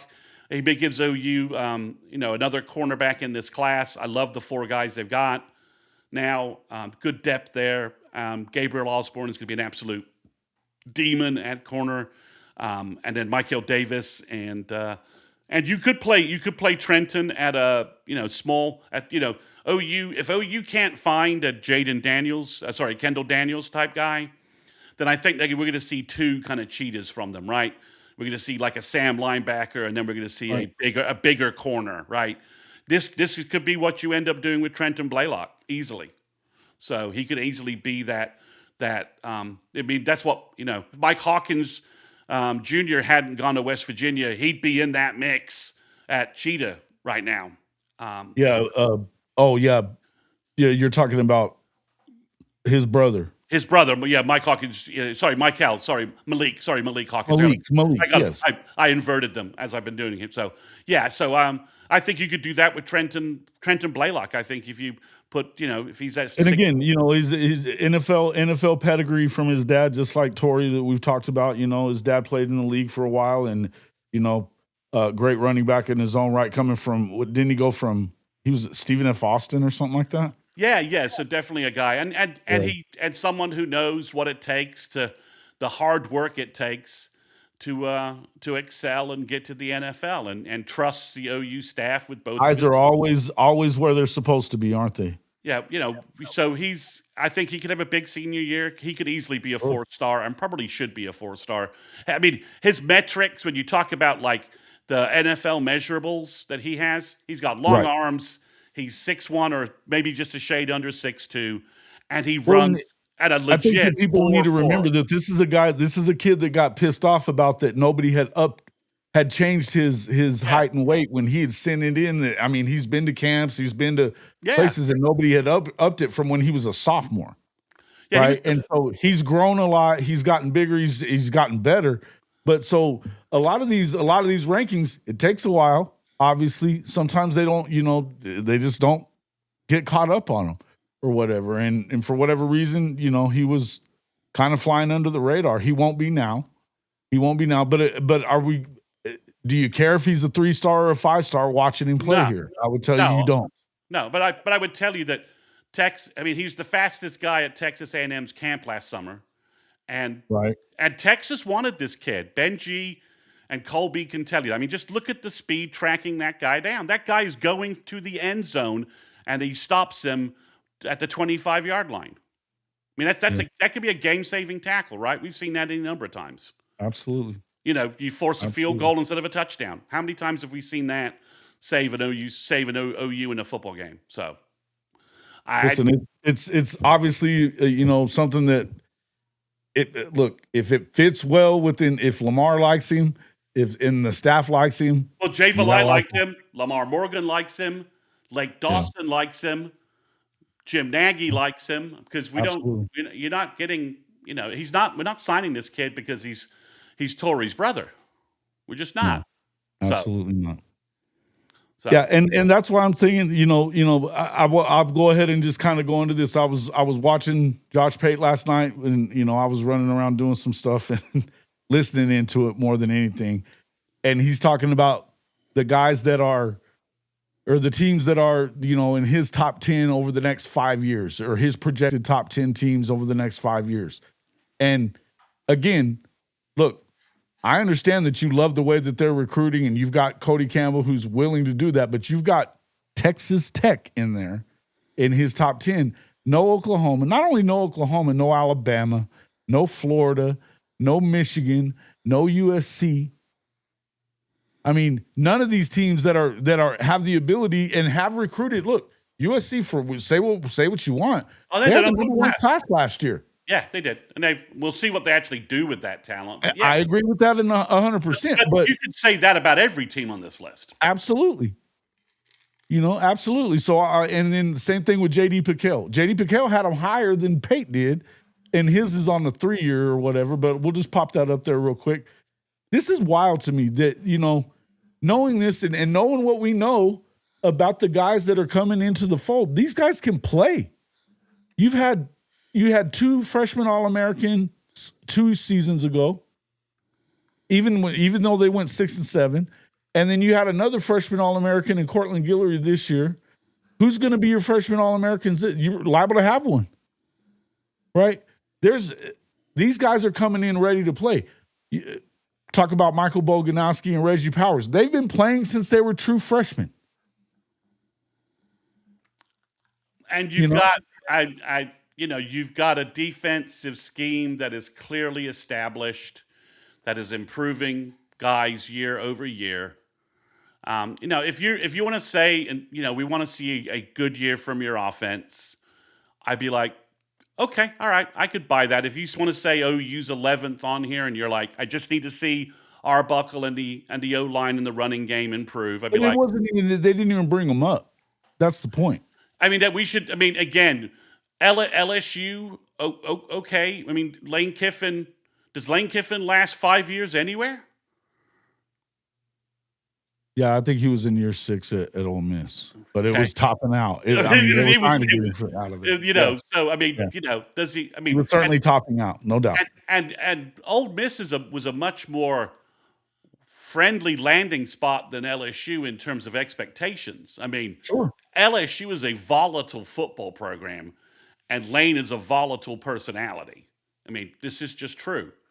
So I mean, he could win 3 national championships there, or he could be cashing out in 3 years. Neither result would surprise me.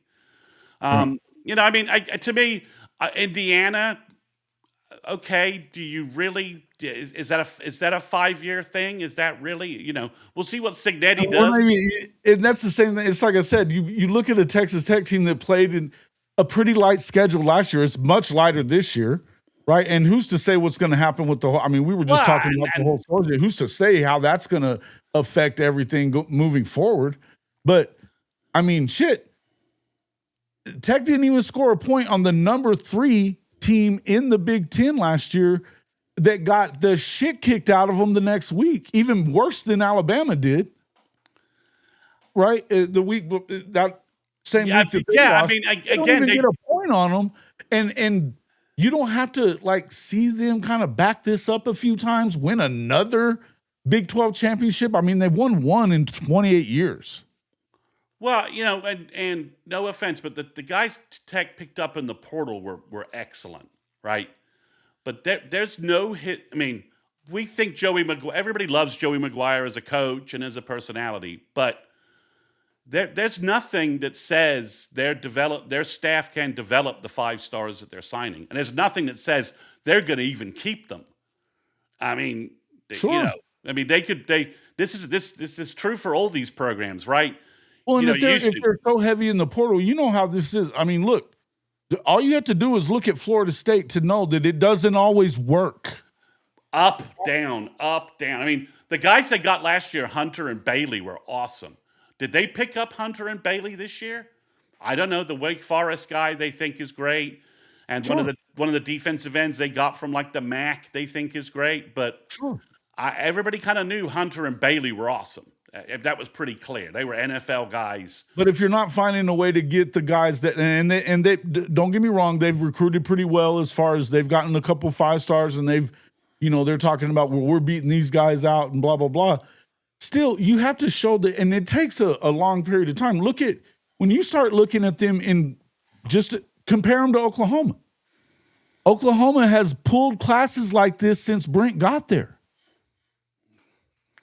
I mean, yeah. I mean, it's we'll see how it shakes out. I mean, again, their offense last year was they played a weak schedule.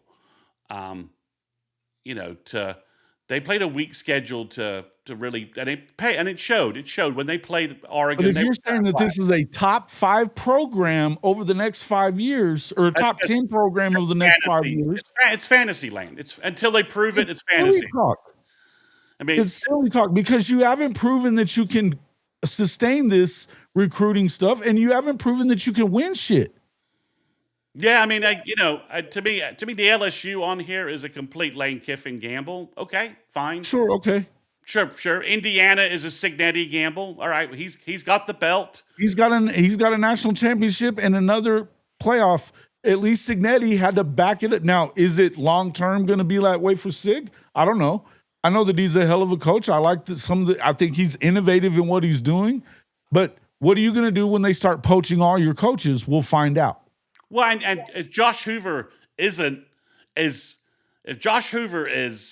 not what you thought, then he's got turnover problems, and they play a more difficult, not regular season schedule in the Big Ten. It's more difficult than it was. Yeah, previously than the last 2 years. So that's it. Yeah. To me, there's a top 5 on this list. After that, it's kind of pointless, right? The top 5 is Ohio State, Georgia, Notre Dame with the way Marcus Freeman is recruiting. No, exactly. And that's what I'm saying. If you want to go by, I'll say Texas and tell you Texas. Momentum, you have to go with Notre Dame. You have to go with even Oregon and Texas too. The where they're recruiting and stuff. Texas was in 2 straight, and they just missed out on the playoff last year. They've got a team that should make the playoff this year. Whether they will or not is neither here nor there. They had a very difficult schedule. It's a difficult schedule. We talked about that. I don't know that they make it in. I think it's going to be tough, and I think it could get now. If they don't make it to the playoff this year, are they a top 5 program or a top 10 program in the next 5 years? I don't know. To me, you've again if you're taking the last 5 years, the previous 5 years as your benchmark, what they're going to do for the next 5 years, there are teams that Tech just is the gripe, Benji. My only gripe is LSU. No, the only gripe, and I would tell you, Texas A&M. Don't no. I don't believe in Texas A&M, A&M either. they're buying a big time class this year. So, Cool. but no, I'm just saying. So from that perspective, I get it. But have we seen sustained year over year great seasons from Texas A&M? We have not. We have not. We've never seen it. We've never seen it.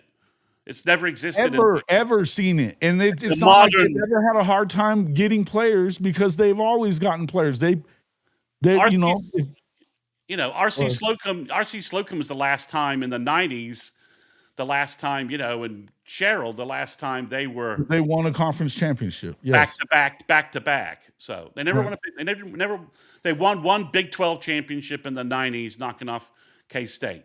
That was it. Mm-hmm. Kind of a fluky game. If Bama not being on here, I can buy that. I can buy that from a certain perspective. Yeah, But I mean, and again though,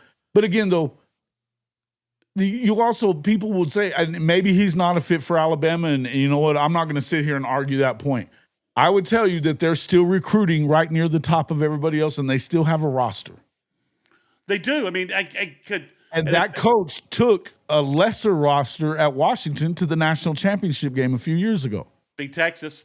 So yeah, I mean, if they 2 click, years in a row, he beat Texas. if they click, it could. But I mean, to me, there's a top 5 here, and then there's a top 10 behind it, right? And in the next, and really, I mean, Miami. I mean, we're majorly overreacting to one glorious season from the guy who couldn't coach. I mean, Cristobal was what, 6-7 2 years ago. Their recruiting momentum, I don't necessarily have a problem with them being on here at all, right? Yeah, I mean, they've got good NIL talent. And Darian Minsa, you got probably 2 years with him. I get it. Well, they got 1 year with him. 1 year, he's gone.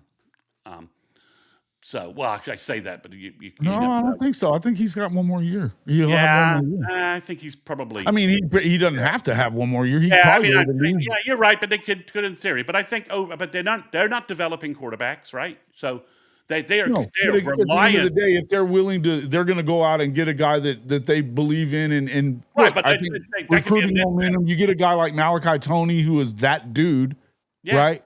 And so I don't have a problem with them on here. I don't have a problem. Certainly Notre Dame and their momentum and what they're doing with Marcus Freeman. I mean, Oregon, I don't know why they've got Oregon so high, and Oregon has not done a ton. I mean, literally, they've beaten James Madison in the playoff, and then they beat a shitty Texas Tech team. I'm going to say it. They were a Texas Tech team that didn't have an offense. And they just got through a Big 12 schedule that, okay, cool. Their defense was good, and they beat a true freshman for the Big 12 championship game. They also lost to a pretty bad Arizona State team. So I'm not buying all this stuff on Texas Tech and everything. But so what about Oregon, though? Oregon, when did they have to actually do something? They won the Big 10. Okay, cool. You won the Big 10. You didn't have to beat Ohio State a second time to do it. Right? You beat and barely beat Penn State, but you did. And then you got drummed by Ohio State after your bye week. And the shit kicked out of you. That game was over early. Yeah, I mean, to me, obviously Oregon's recruited well. They've got the shit kicked out of you by Indiana the next year. Yeah, they've done really well. But I don't know. To me, Dan Lanning is a mystery in big games in his coaching decisions. He seems odd. He kept Texas Tech in that game last year, sort of, even though it was clear it was over. I think but I'm fine with them being in. If you want to say they're a top 5 program, I'm fine with that. But beyond that, Oregon? if you want to say that, but J.D. PicKell's got them at number 1. I'm like, what? Why? It's Ohio State, it's UGA, and then you want to say Texas based upon the last 3-4 years. I got no problem arguing that with their base and their coaching staff. I don't like the Muschamp thing, but we'll see if I'm wrong about that. But the LSU thing I think it's wildly volatile. What could happen, and adding Orgeron to the mix isn't helping. A&M prove it to me 3 years in a row, and I don't know how you think your offense is going to be better with a brand new offensive line and losing NFL wide receivers, tight ends, and everything else with a quarterback who I think and a quarterback that has a brand new offensive coordinator that's never been one. it has a Seth Luttrell, reeks of Seth Luttrell to it. Reeks of Seth Luttrell, yes. And look, I think that was a bad mistake. And look, and here's the thing: it's if you're going to have the question about Brent, then you should have the same question about Elko. Defensive guy, his offenses have been even though he's had studs, they've kind of been, off and on good. I mean, Oklahoma had a great offense. The Levy's last year, they were fantastic. Yeah, I mean, top 5 in scoring and total yards. But that didn't mean that, if we're going to question Brent Venables and when he's got an elite defense and and they're recruiting the way that they are, then why are you not questioning Texas A&M, who has been 8-4 their entire existence? And their quarterback their offense was terrible against Miami in that playoff game. Awful. Yeah, they have 3 points. Awful at home. And I know it was windy, whatever other. But that means if you don't have a quarterback that has a real arm, if the wind affects it, you ain't got a real arm. I mean, they were lucky not to. I mean, and they also have had. They had a favorable. We talk about it on here, Benji, all the time. We've said their schedule was easy, and when they played somebody after the Notre Dame game, which they caught a break in that Notre Dame game to win it. The dropped extra point by the lacrosse player. Sure, and they missed a big time. I mean, there was a big miss of a penalty that should have been called, but that's neither here nor there. They won that game, but after that, who did they play?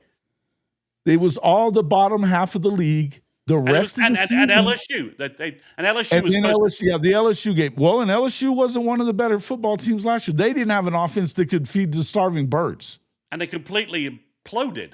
LSU imploded in that game. I mean, they just gave it away. So we'll see about A&M. And then they got the shit kicked out of them by Texas again, and then they looked god awful at home against Miami. Yeah, I mean, So I don't know. A&M, that to me, again, I think there's to me the other thing I think, Jason, is that the NIL and everything else has leveled college football to where you have. It used to be 5 programs had a chance to win a national championship every year, right? During the Clemson, Bama, Ohio State kind of run, that kind of run, and from 2015, 2020, LSU obviously had that great team that one year. There were probably 5 teams that legitimately could have won the national championship. I think heading into this season, I think you legitimately have 10 to 15 teams that get on a heater and could find themselves deep in the semis. Well, deep in the playoffs, winning the Natty, I think there's probably 8, 7, 8. Yeah, but again, even that's like double what it was 10 years ago. Absolutely. So when you're talking about like a top, we were so used to top 10s, and I think it's really. I think it's weird that, I think it's weird that you have so few people that are talking about Oklahoma in this light, or even Michigan, who won a few years ago, and they've got. Kyle Whittingham, as good of a coach as he is, actually has the ability to bring in some of the best players in the country. He's not going to put a team on the field. What are you kidding me? What I mean? You've got a program. Tennessee was in the playoffs 2 years ago.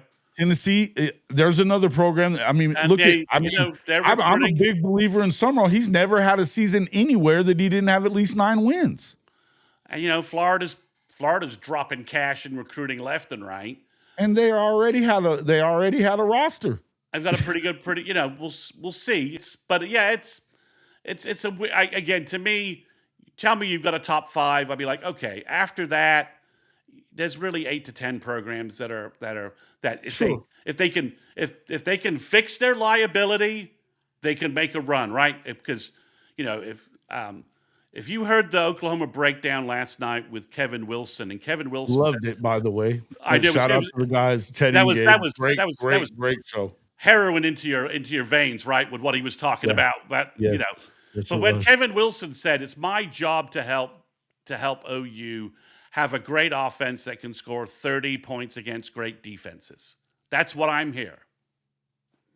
If OU fixes their offensive stuff and can run the ball and has a better O line and has more weapons for Mateer, and Mateer isn't required to play hero ball and he keeps within himself, with that defense, and that's not even the fact that people don't really know who Danny Okoye is or Michael Boganowski, or Nigel Smith or any of the guys we have coming, yeah, I mean, OU could be in that mix for a national championship. So we'll see, but we'll see. I mean, we're as hard as this on the Sooners on our shows as anybody, right, Jason? Absolutely. In terms of what they need to do. So, all right, and that's what I'm just saying, like, if I'm not even saying you had to have Oklahoma in this top 10, not necessarily. It should have been in the discussion. But if you're not going to have them in the way that they're recruiting, they just went to the playoff. It looks, I mean, the way that they're doing things is just seems much more clean. Like the program is running at a high level. The offense, obviously, you have to see it, equate to what we think that it should equate to, and that Kevin Wilson talked about that a lot last night. We got to be a lot better, but you can't tell me that this program isn't going to be better than Texas fucking Tech. I don't. Same with Alabama. Yeah, neither of those. Same with Michigan. I mean, let's just be honest. If you moved OU or Alabama into the Big 12 for a season, that basically the Big 12 says, "Hey, we need a team," and we need a team. There's no way OU wouldn't be the number one pick in the Big 12 this year. Yeah. Even with all the question marks, Jason, that defense would run through they would roll through the Big 12. Alabama probably would. Tennessee probably would. Absolutely. I mean, it's not the same shit. Would A&M? We know this. We know it's not the same thing. A&M probably would. I would at least favor them to win the Big 12. Sure. If you moved them No, over. and I think talent-wise, A&M's there. It's whether or not they can get over their lifelong belief that like Okie Light, of being second rate. Yeah. So, all right. Well, Jason, I need to bounce. Hopefully, I've given you enough recruiting stuff and appreciate it, man. Everybody on here.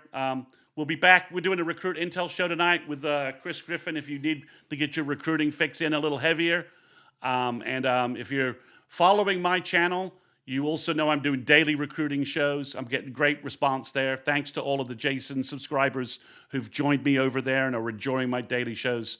Jason, thanks so much for getting my message out there and spreading my stuff. I really appreciate it. Love doing it, man. Love to do it and love to see you killing it, man. And I mean, guys, if you're not already going over there and doing it, you should be.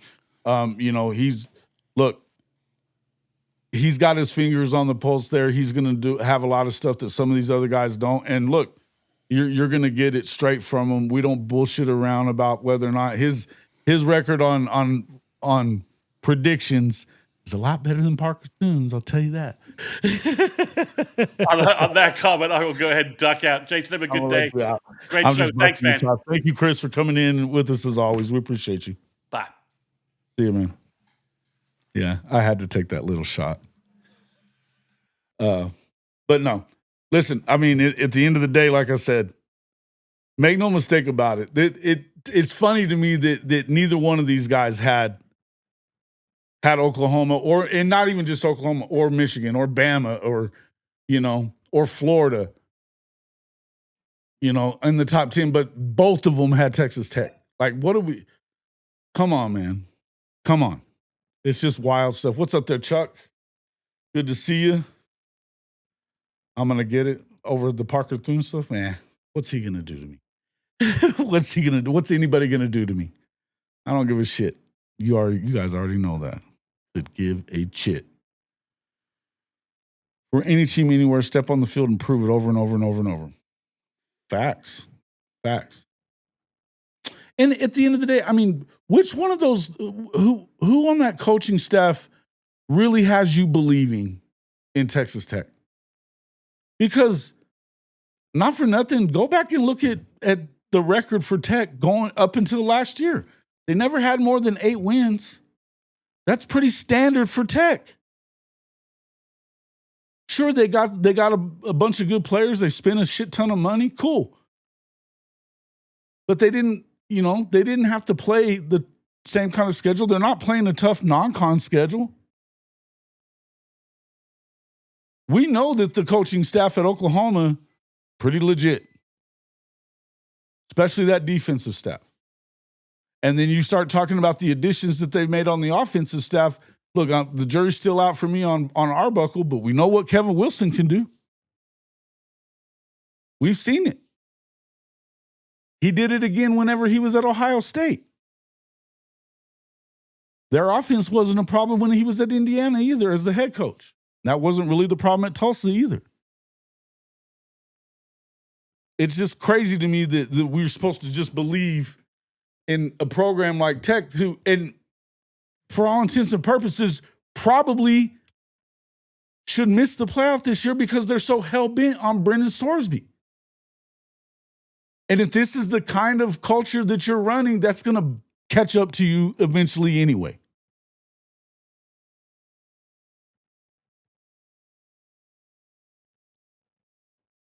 Mm-hmm. Barely. Never sweat Taco Tech. Exactly. I'm not going to believe in Texas Tech until I see them do more. Multiple years in a row. They replaced a lot of those players from last year. Yeah, they went heavy in the portal again. Cool. It doesn't always work out. It doesn't. Ask Florida State. It doesn't always work out. You can spend all that money. It doesn't always work. So, too much credit just for cash. And like they're the only team in the fucking country that spends money on players.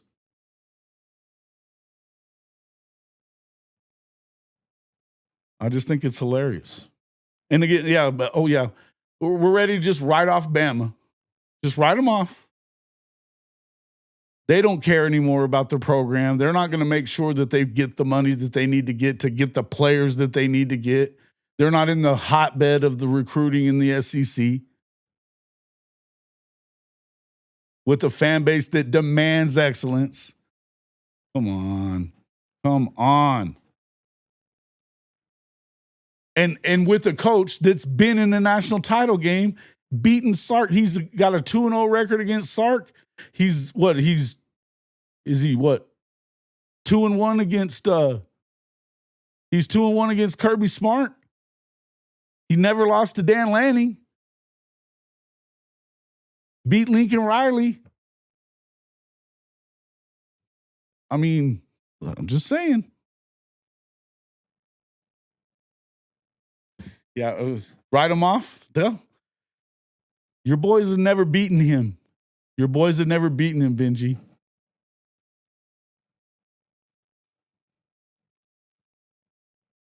Whatever, bro. Go get his shine box. You're hilarious.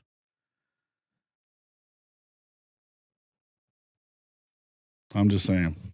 I believe it about a team like Texas Tech over Alabama and Michigan and Oklahoma and Florida and whoever else when I see the long withstanding getting it done. I don't even know how much I love the idea that Indiana's so high in both of those, but they at least won the national championship. Obviously, he knows what the hell he's doing.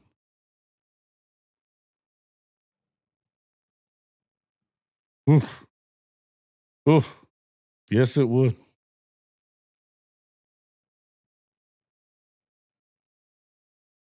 So what? How many first rounders were on your team? Benji? How many first rounders were on your team? At least that many. At least that many. Were there not? Xavier Worthy, Bijan, A.D. Mitchell. A.D. Mitchell didn't go in the first round, though, did he? He got in trouble. He would have been a first rounder. Stop it. Yes, there were first rounders on that team. If they turn into first rounders, they're first rounders. Stop it. What a clown. What a clown statement to make, dude. Stop it. Stop it. The first year that he beat him, Bijan and Roshan were on that team. Along with Xavier Worthy. There's two.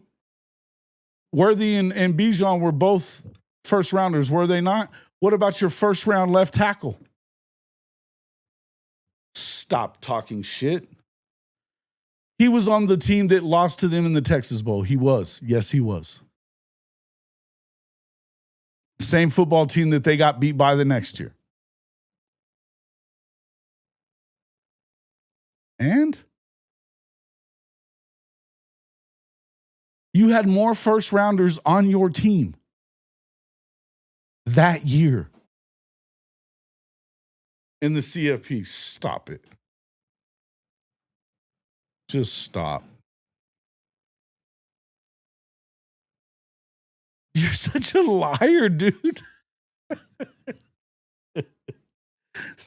You're such a liar, bro. Oh my God. Quit lying. Oh, stop it. Shut up! Little dumbass!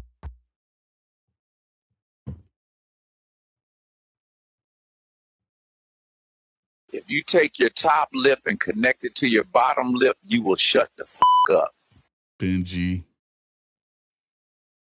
Yeah, they were first rounders. That means that you're going to tell me that you didn't have a more talented football team than that Washington team did. Shut up.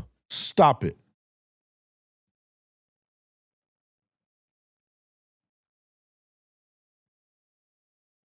Just stop.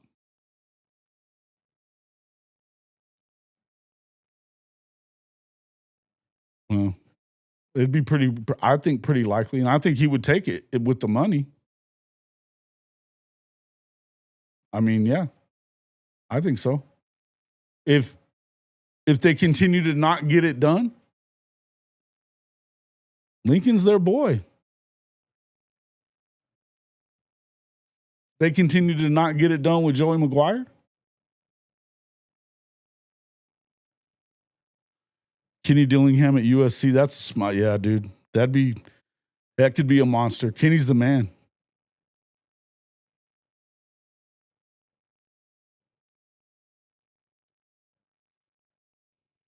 Yeah, epic.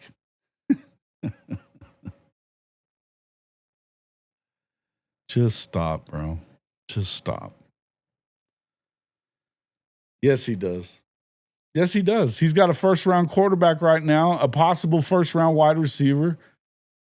They've got elite secondary players that are possible first-rounders. They're not. Stop acting like Alabama doesn't still have a lot of talent. You're just talking stupid shit now. You're just talking stupid shit now.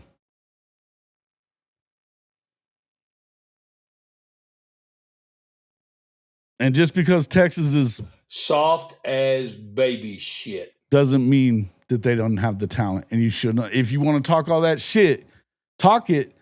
But Kalen DeBoer has proven to be a better coach than what Sark has been. End of story.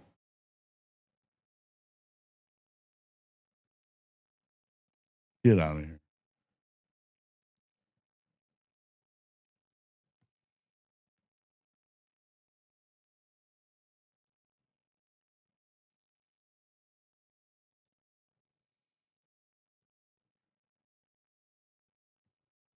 5-minute timeout for Benji.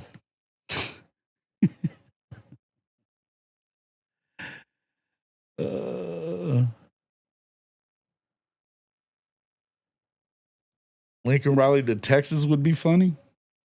It'd be fun. What we didn't get to talk about last week, and I'll end it on this.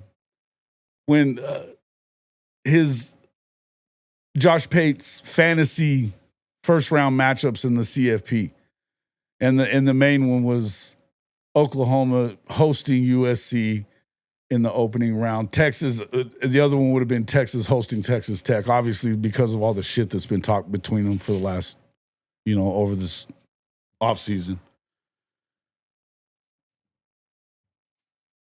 I think it'd be great. The idea that SC is going to come into Norman and win the most toxic environment probably in football history, I don't think so. He hasn't shown us he can win games against good teams at all. But he's gonna come into Norman and win? Come on, man. Come on, Josh. Come on. Silly talk. Yeah, he was. I heard him. I saw him doing that. As of last fall, Bama was number 2 in team talent. Right. Roster talent. Mm-hmm. No, Benji got timed out. He'll be back in a second, I'm sure. It's been a while since I gave him a timeout. I have to do it because he's a Texas fan every once in a while, especially when he's talking silly.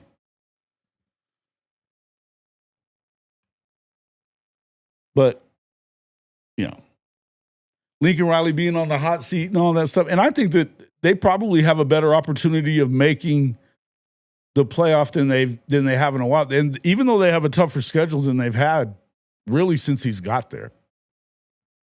Certainly in the last couple of years, but really since he's got there. Even with Notre Dame being off of it. But I'd be surprised. Again, I'm not buying Texas Tech. I think that BYU and I think K-State is going to be resurgent this year. I think that K-State lost a bunch of close games last year, and a lot of it probably had to do with Ireland. And whatever was going on with, Avery didn't look the same. They got rid of that coaching staff.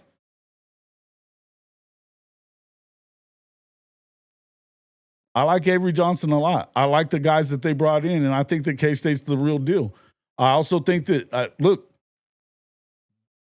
don't be surprised if West Virginia makes a run. Rich Rod has put really good teams on the field in the past in West Virginia, and he's been successful again.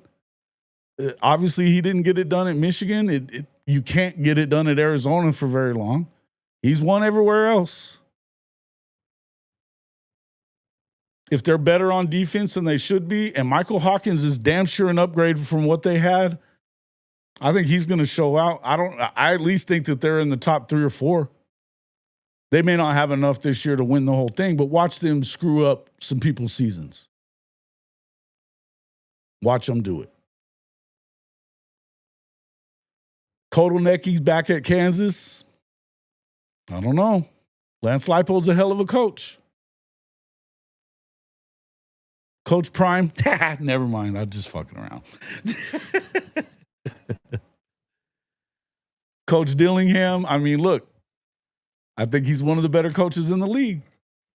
I don't think that Joey McGuire is.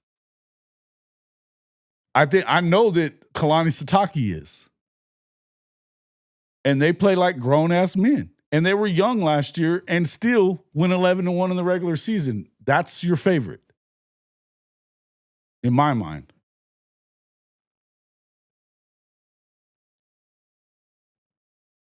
Yeah.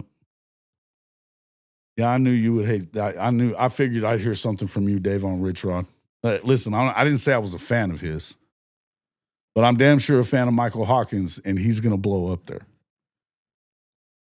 Pat White 2.0. Hell yeah. Yes, he is. They've got good coaches. They've got some good coaches. Eric Morris is a good coach. I think he's got, I mean, look, I don't believe that you can take North Texas's, the best of North Texas's roster that didn't win the AAC and really compete for the Big 12 in his first year. But I think offensively, they're going to be pretty good. I think they probably top out at about 6 wins, 7 wins, maybe. But watch.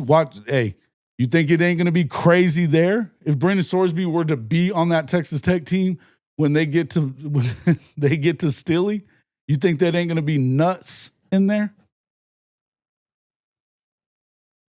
Kalani Sitake is legit. I'm just busting your chops because you're disagreeing with me and you're a Texas fan. That's all. I think Houston, I think so too. And I think there's a lot of pressure. Whoever's playing quarterback, if Hammond's back, because it doesn't sound like he's going to be necessarily ready for week 1. They probably don't need him for week 1.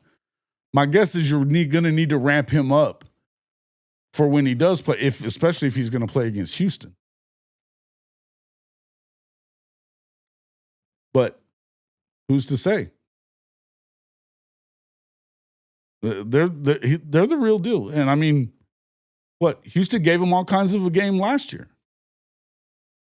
He's a hell of a coach. Yeah. Listen, I think so. I think that they've put a lot of pressure on that team too, right? I think they've put a lot of pressure on that team with just what's been going on in this last couple of weeks. That's why I just think it was such an awful, awful decision on their part all the way around. And short-sighted as all hell. Because, forget about the fact that we're talking about the integrity of college football as a whole and your league as a whole. But you've doubled down, tripled down on all this shit over, and when you could have continued to be the darling of the underlings, the teams that all around the country that are, this is what we can do. Look at what they did at Texas Tech. All you had to, and just, you would have stayed everybody's favorite underdog. Now you're everybody hates you now. And it's a lot of, that's a lot of heat to take for kids. And if they're taking that heat because of Brendan Sorsby, how much longer are they going to be okay with him being there? That's the question I want to know. And if you're Will Hammond, why are you even still there? They're showing that, to me, they're showing Will Hammond how much they think about him, which ain't much.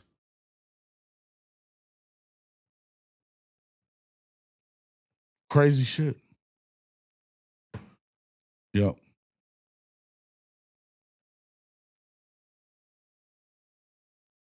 He was a terrible fit at Michigan. Yeah, he was a terrible fit. They didn't have the type of players that could even run the type of offense that he wanted to run. But it wasn't fit for him.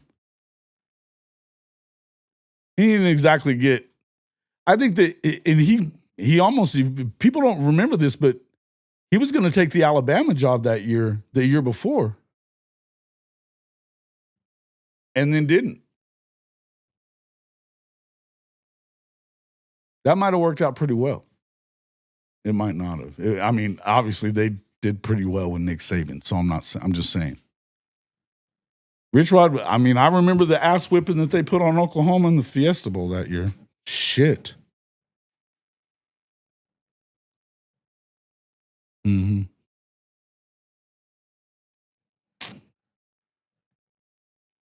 Yeah. They weren't exactly that great before he got there, bro. Sure.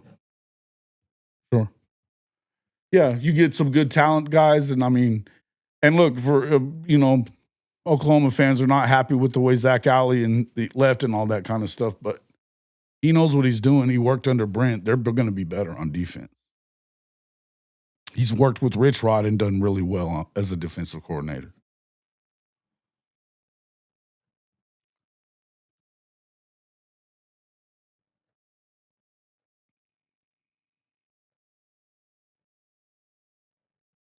Yeah, Hawkins is the starter from what I understand.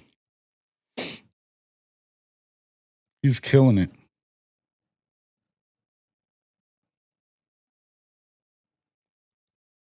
Yeah, I think Neil Brown was a pretty good coach. I would agree with that.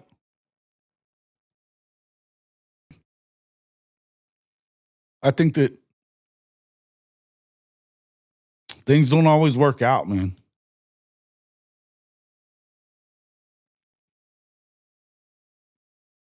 Dana Holgerson didn't exactly leave it perfect for him.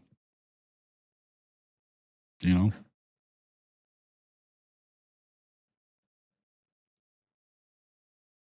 All right, guys. Appreciate everybody coming in. Let me know what you think about all of this.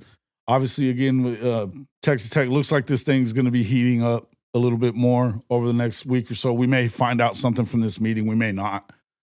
But apparently with them, they're going to be looking for an injunction against the Texas AG and Texas Tech from being able to keep them from doing their job and what's within their bylaws. And so this isn't going away unless it goes away because Tech allows it to go away on their own, which they should do, by the way.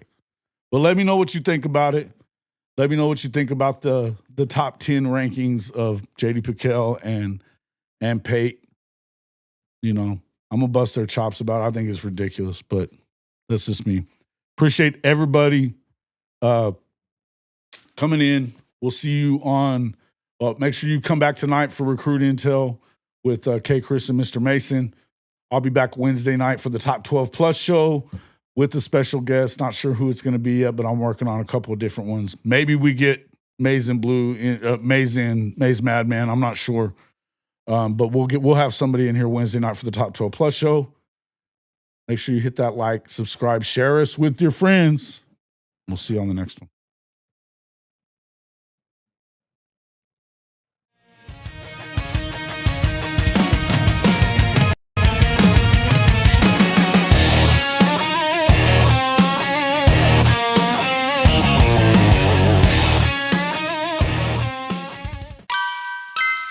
We'll see you on the next one.